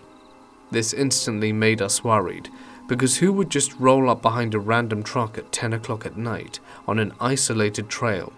And keep in mind, you had had to drive into this trail to see where we parked the truck. It was not visible from the road. We stood there for about 5 minutes trying to see if we could see anybody, but since it was so dark and pretty far away, it was hard to see anything. Fortunately for us, there was a pretty large tree next to the trail, and we were able to stand behind it, so there was no way they could have seen us from where they were parked. My friend's grandpa took these night vision binoculars we had with us to try and get a better look, but it was still not much help. We decided to just stand there and wait for them to turn around and leave, because there was no chance we were going to walk back with this random car with potentially bad people in it sitting behind our truck. After about 10 minutes of just standing there, to my absolute horror, the car drove around the truck and started to head down the trail in our direction.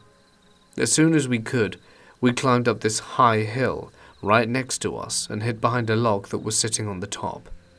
A few seconds later, the same beat-up black Chevy SUV we saw outside the other trail we were originally supposed to hike on comes driving down where we were just standing not 15 seconds prior.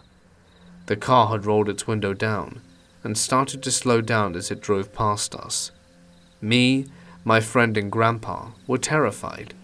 Our hearts were pounding out of our chests, and we were scared these guys would stop and sit there, or worse, get out and start looking for us. Fortunately, the car just kept driving and never stopped. As soon as the car was out of sight and we got out of our hiding spot, we booked it back to the truck and got the hell out of there. I know this may not be as scary as some other stories you've heard, but to us it was definitely very frightening. We didn't know who or what those guys wanted. My guess is that they had a stash on that deep trail in the woods, and thought that if we stumbled upon it or something, they would need to confront us, or perhaps end us. A lot of things could have gone wrong. We could have walked up to the truck just as they pulled in. What if they'd have come out and looked for us? What if they'd have slashed our tires? Or what if they turned their headlights off and sat there and waited for us to return? My friend and his grandpa actually went back in the daytime a few days later to the exact spot where we were hiding and took a few pictures. If we got up there just 2 seconds later, we would obviously have been seen. I can only imagine what could have happened if we didn't make it up that hill and those guys saw us. Your guess is as good as mine, but I'm relatively certain it would not have been good.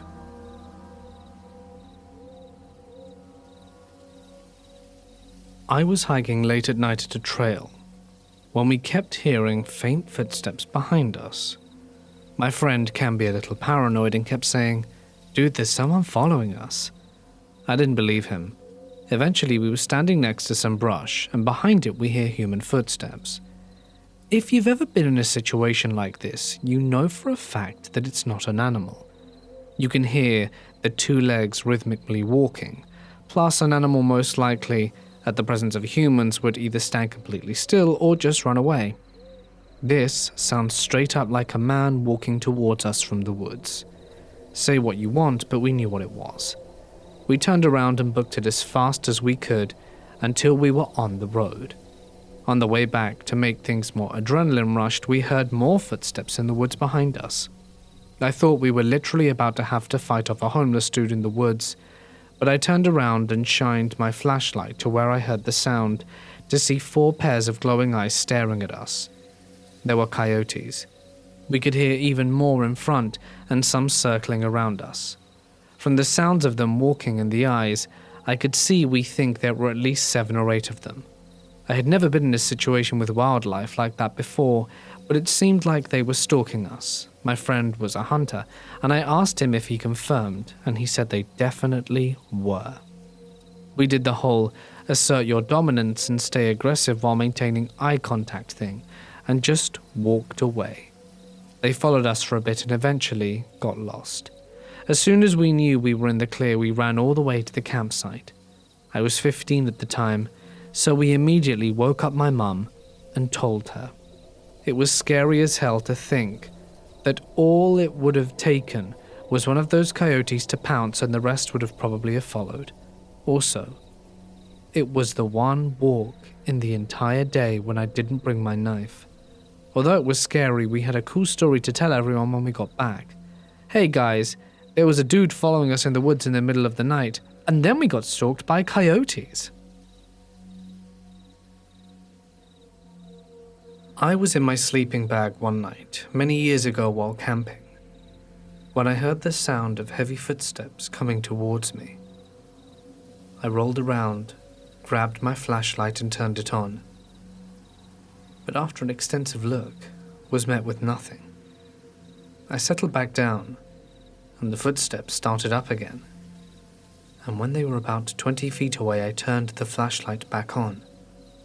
I saw nothing again. I was getting progressively more creeped out, so I grabbed my revolver from my pack and waited in silence. They started up again. The crunching sound in the leaves was coming straight for me. Crunch, crunch. And when it was about 5 feet away, I couldn't handle it anymore. I turned my light on again and found myself facing a tiny little toad that was trying to reach the stream I was camping near.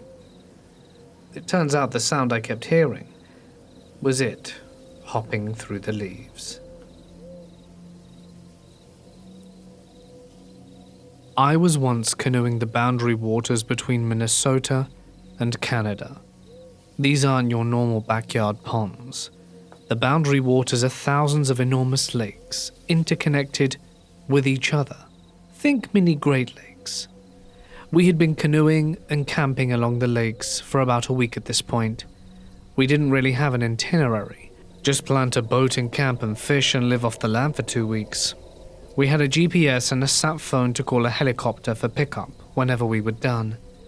Anyway, about a week in, we were set to canoe for a few hours to the next lake. An hour or so in, and we are at the center of an extremely long and narrow lake.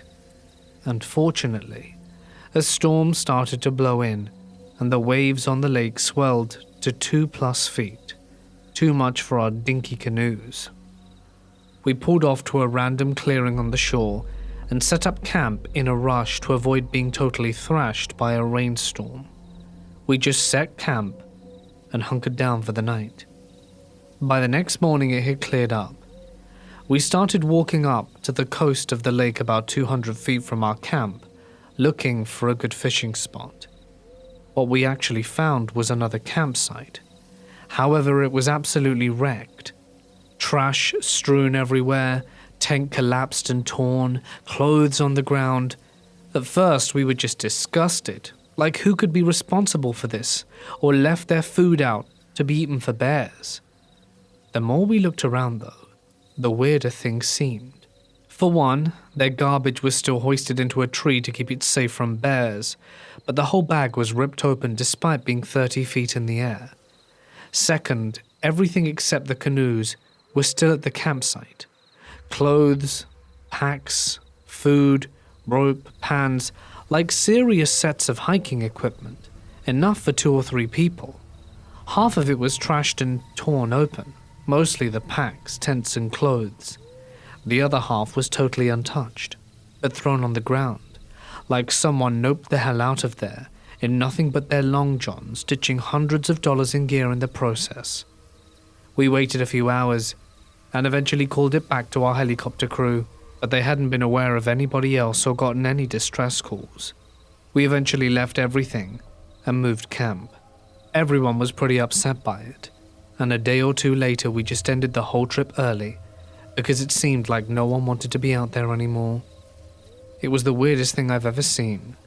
First we thought it was a bear attack, but there was food left uneaten, and I've seen bear attacks on camps before, but nothing like this. Bears rip open packs and go after food, and are generally pretty easy to scare away. What sticks with me is why all their clothes and packs were still there after half being totally destroyed and the other half be untouched. I still don't get it. I've done a lot of other hiking and camping and rafting and biking all around the country, and I've never had as strange encounter as that one.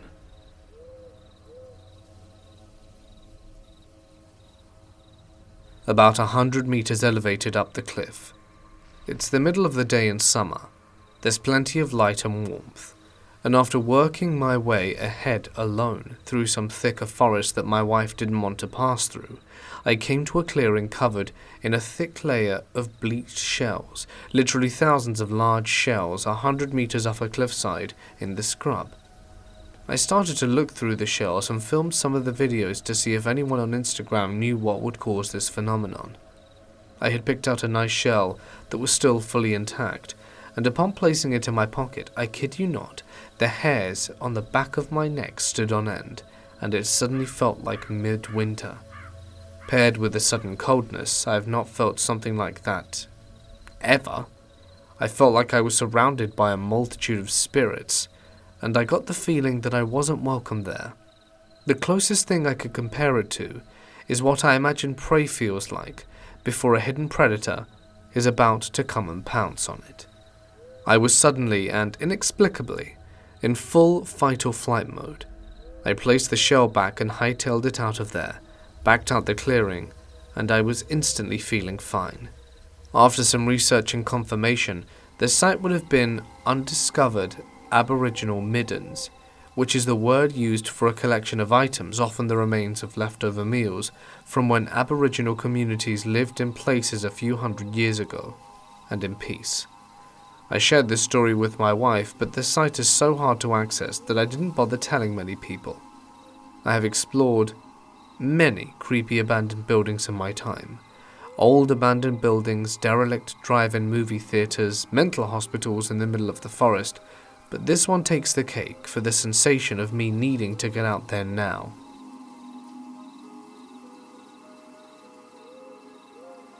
I lived in the middle of nowhere in my youth. When I was old enough to start hunting, on my first time out, I was wandering and tracking deer, and was not paying attention to where I was going. After it was getting towards noon and my sealed food supply was running out, I decided to go back. As I looked around, I noticed I had no idea where I was. Being young and lost and very scared, where I lived there were black bears, moose, elk and coyotes, so it was possibly deadly out here. Luckily, it was too cold that time of year for rattlesnakes, and this was before cell phones, though they don't work well in my area anyway. I kept my panic as best I could and just walked backwards. I came home near nighttime. Like 10 hours on this hike. I had all sorts of fear on the way back of being lost forever to the forest.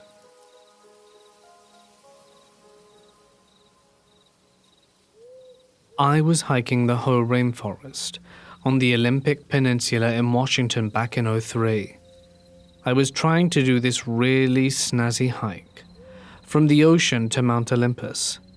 Well, day 1 is a blast. Get everything accomplished. Day 2, fog as thick as anything as you can imagine. I can't even get a decent GPS fix, so I'm pretty much blind. But I know if I follow the Hoh River upstream, I'll get to one of the campsites I'm going for. The day goes by and the fog isn't clearing up at all. I get to a fairly big clearing and set up my tent. I grab a power bar and chill out as it starts getting to the darkest black I've ever experienced. I'm seriously a bit unnerved at the whole thing, not scared as much as just anxious. But about 2 a.m, I start hearing this huffing noise like Darth Vader without the helmet on. My imagination starts to go freaky and I reach for my flashlight. I pull the drawstring on my tent a little, very quietly, and poke my head out. Still dark as death, and I hear the noise coming from maybe 5 feet to my right. At this point, I'm seriously rethinking my belief in Sasquatch. I poke my flashlight out and turn it on. I'm on my feet away from a massive Roosevelt elk who'd lost his way in the dark too. He sees the flashlight and bolts the other way, tags a tree, and knocks himself clean out. I laid in the tent until I hear a groan, a bunch of commotion, and the big guy grunt away.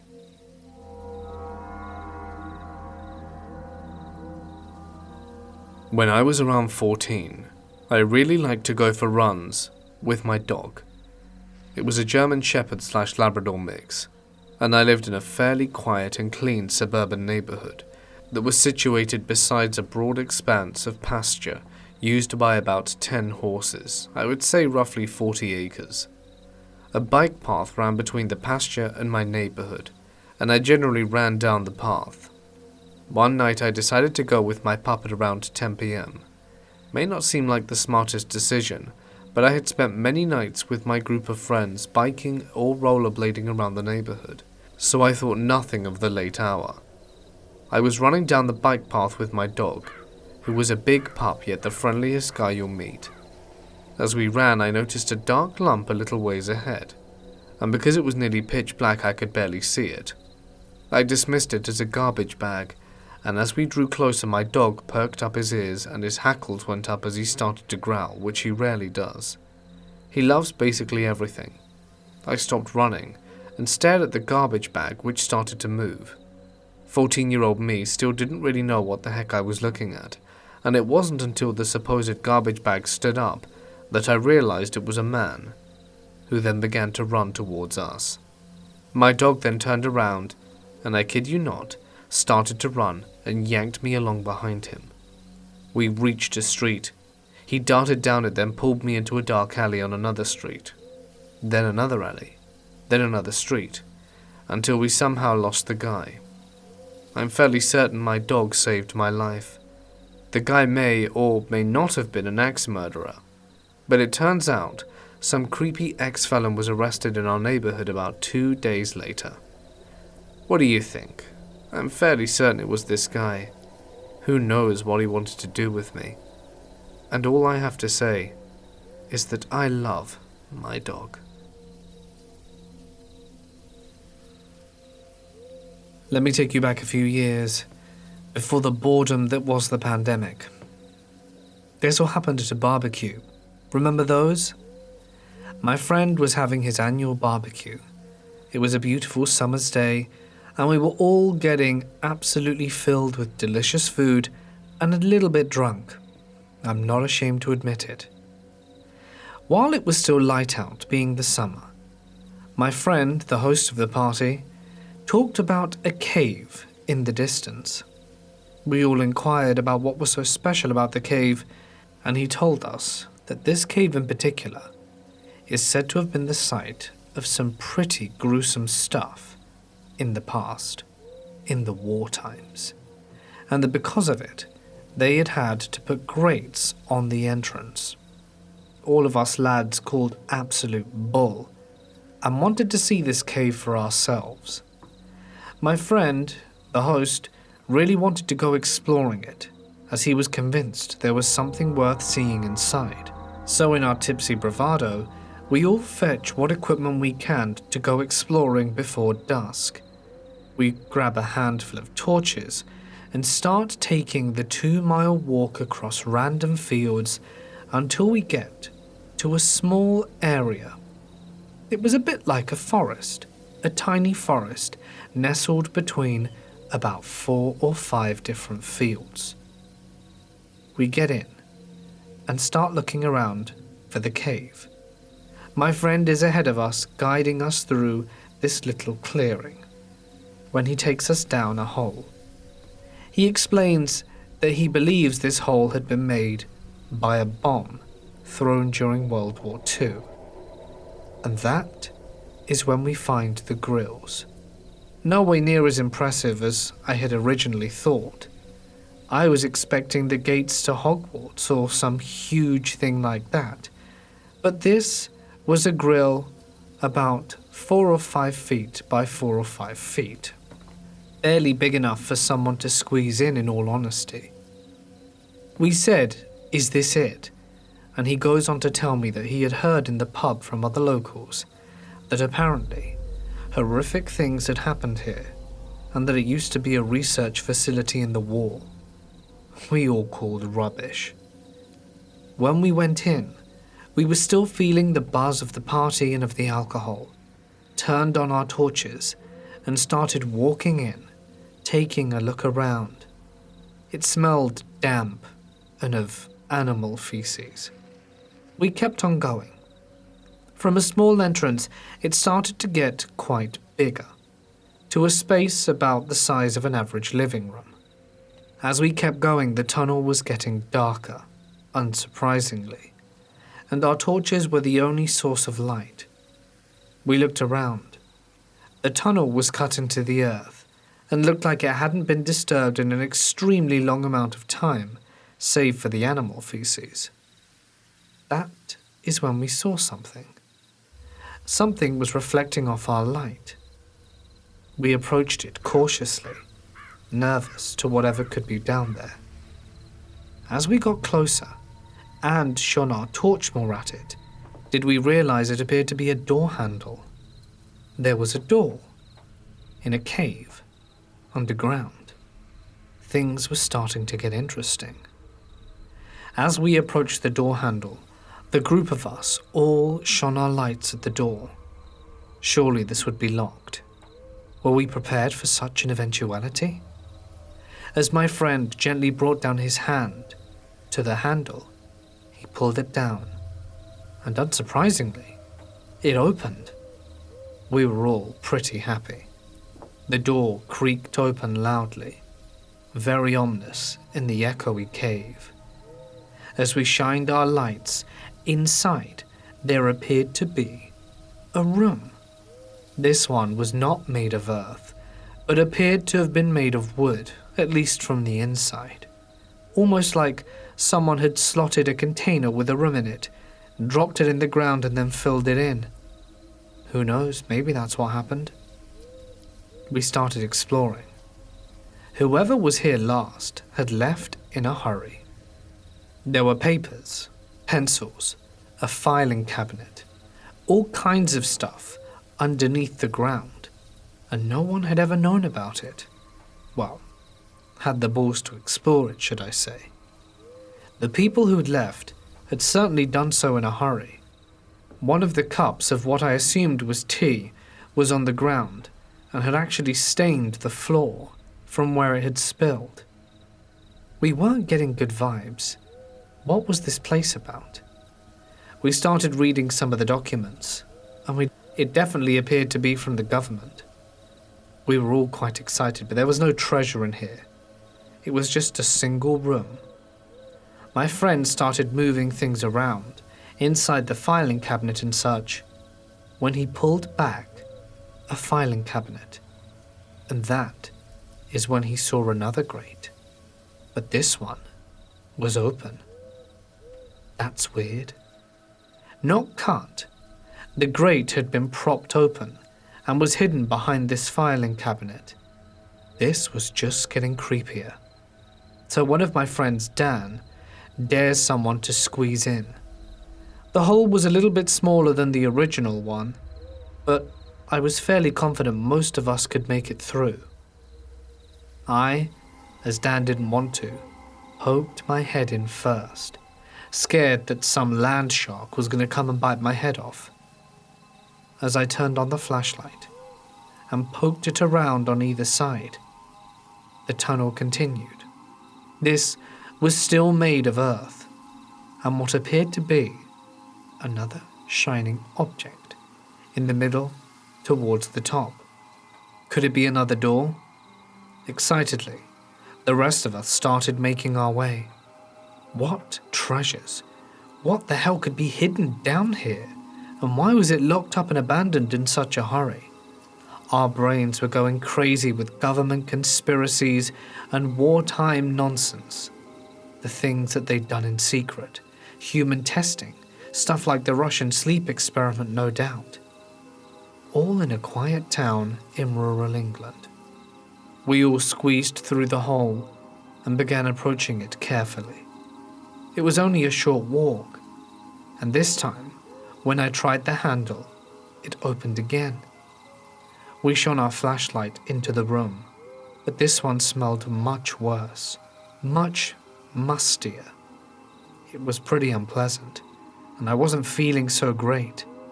This room was very different from the other, with a single chair in the middle of the room, and writing all over the wall. What the hell had this been? The writing was unintelligible, in a variety of different colors. We were all astounded as to what the hell could have happened here that everyone decided to leave so quickly. We thought someone might have been locked in, but the door was unlocked. Maybe we were going to find a body. Sadly, there didn't appear to be another door here, so we were all fairly confused as to what was just going on down here, and why the solitary chair. It didn't really make much sense. So, in the end, we decided to leave it. Just as we were leaving, though, did one of my buddies, Ben, notice something on our return. Where the entrance via the hidden filing cabinet was, there was actually a small slit to the right, barely noticeable and barely big enough for a person to squeeze through. We all looked at each other and knew that we had to do it. Lawrence was the thinnest between us, so we asked him if he wouldn't mind shining the flashlight and checking out what was in this third secret tunnel. As he took the torch, he began to squeeze through the narrow gap, torch hanging from his hand. He made it through without much effort, and when on the other side, he just said, "Oh my God," and started coming back. Of course, this just led to a barrage of questions. What are you talking about? Why are you saying that? We all in turn started to make our way in. That is when we found the third door. But this one had a glass panel, unlike the rest, and when we shone our torch into it, we could see what appeared to be a person sitting at a table facing us. Everyone jumped out their skin.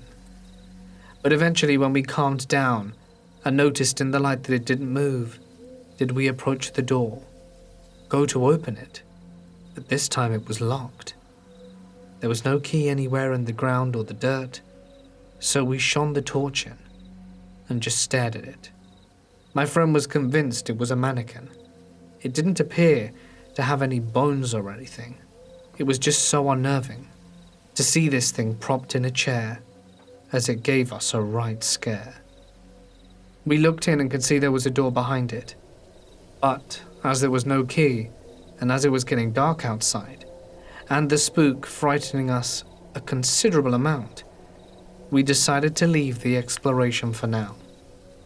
It's been a few years, and we haven't gone back to finish the exploration, but I often fantasize and wonder about what the hell that is and why it's down there.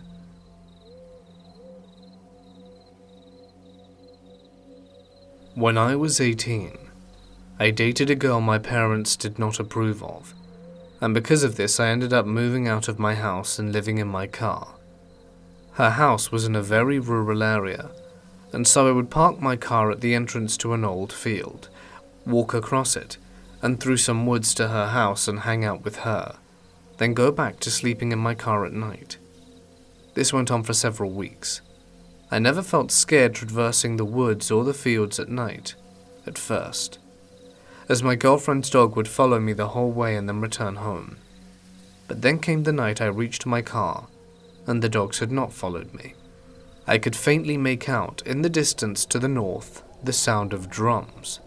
They were like tribal drums, the kind you hear in films during a ceremony or ritual, with a slow and steady beat.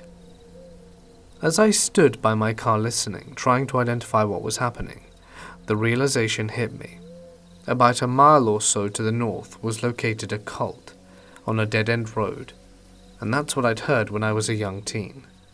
I didn't know what they were into exactly, but talk in my small childhood school had been of animal sacrifices and your typical creepy goings-on. My mind immediately seized upon that, and the obvious answer. They were doing some kind of ritual, and the sound was carrying through the thick woods that separated them from me. I got into my car and tried to get some sleep. A few hours later, I awoke to the sound of growling and something hitting my car from underneath. Dog, coyote, whatever. But after that happened, I was much more on edge crossing the woods and field at night. I heard the drums almost every night after that. Then one night, while climbing into my car, I looked out the windshield and saw a human shadow figure standing in the field I had just crossed, the form silhouetted against the lighter night sky. I was startled, but assumed it was my girlfriend's stepfather, who otherwise didn't know I was camping out there. Thinking he followed me and that my gig was up, I turned on my headlights to light up the field and face him. But when I did, the field was empty. I was so shaken by it that I drove away and slept in the parking lot of a country church. It wasn't long before I came to my senses and got away from that girl. That ended my experiences for a while. However, about a year later, I began attending a church about 30 miles away. I found out that the youth pastor actually lived about a mile north of where I had those experiences. In fact, the youth pastor lived on the dead-end road where the cult was located. When I found out, I asked her if she had ever experienced anything paranormal from the cult. She told me the cult had actually been gone for about a decade, and she had moved onto the street a few years after they left. However, she began to tell me about her experiences when she first moved there, of hearing drums outside, and her young daughters talking about seeing the shadow people who ran around in the trees that encircled their property. I could not believe what I was hearing, for it clarified and verified what I had experienced. She then told me she had done some research on the history of the area and learned it had been frequented by Native American tribes due to a fresh spring nearby. So what I had assumed to be a cult, I now assumed to be some kind of paranormal event connected to them.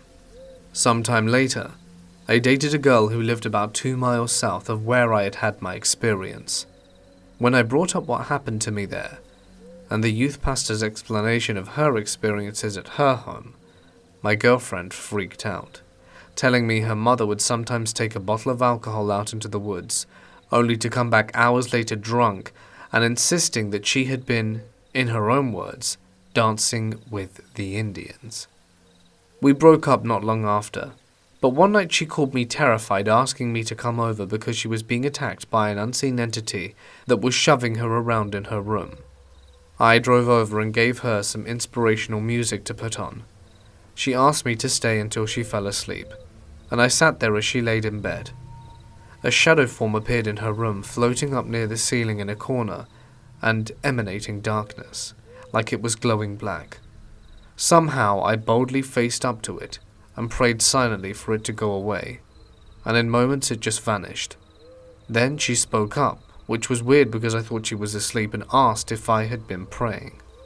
I told her I had, and she just confirmed that she knew something was there. We left it at that. I went home. It's been over 20 years since, and I've never experienced anything like that again.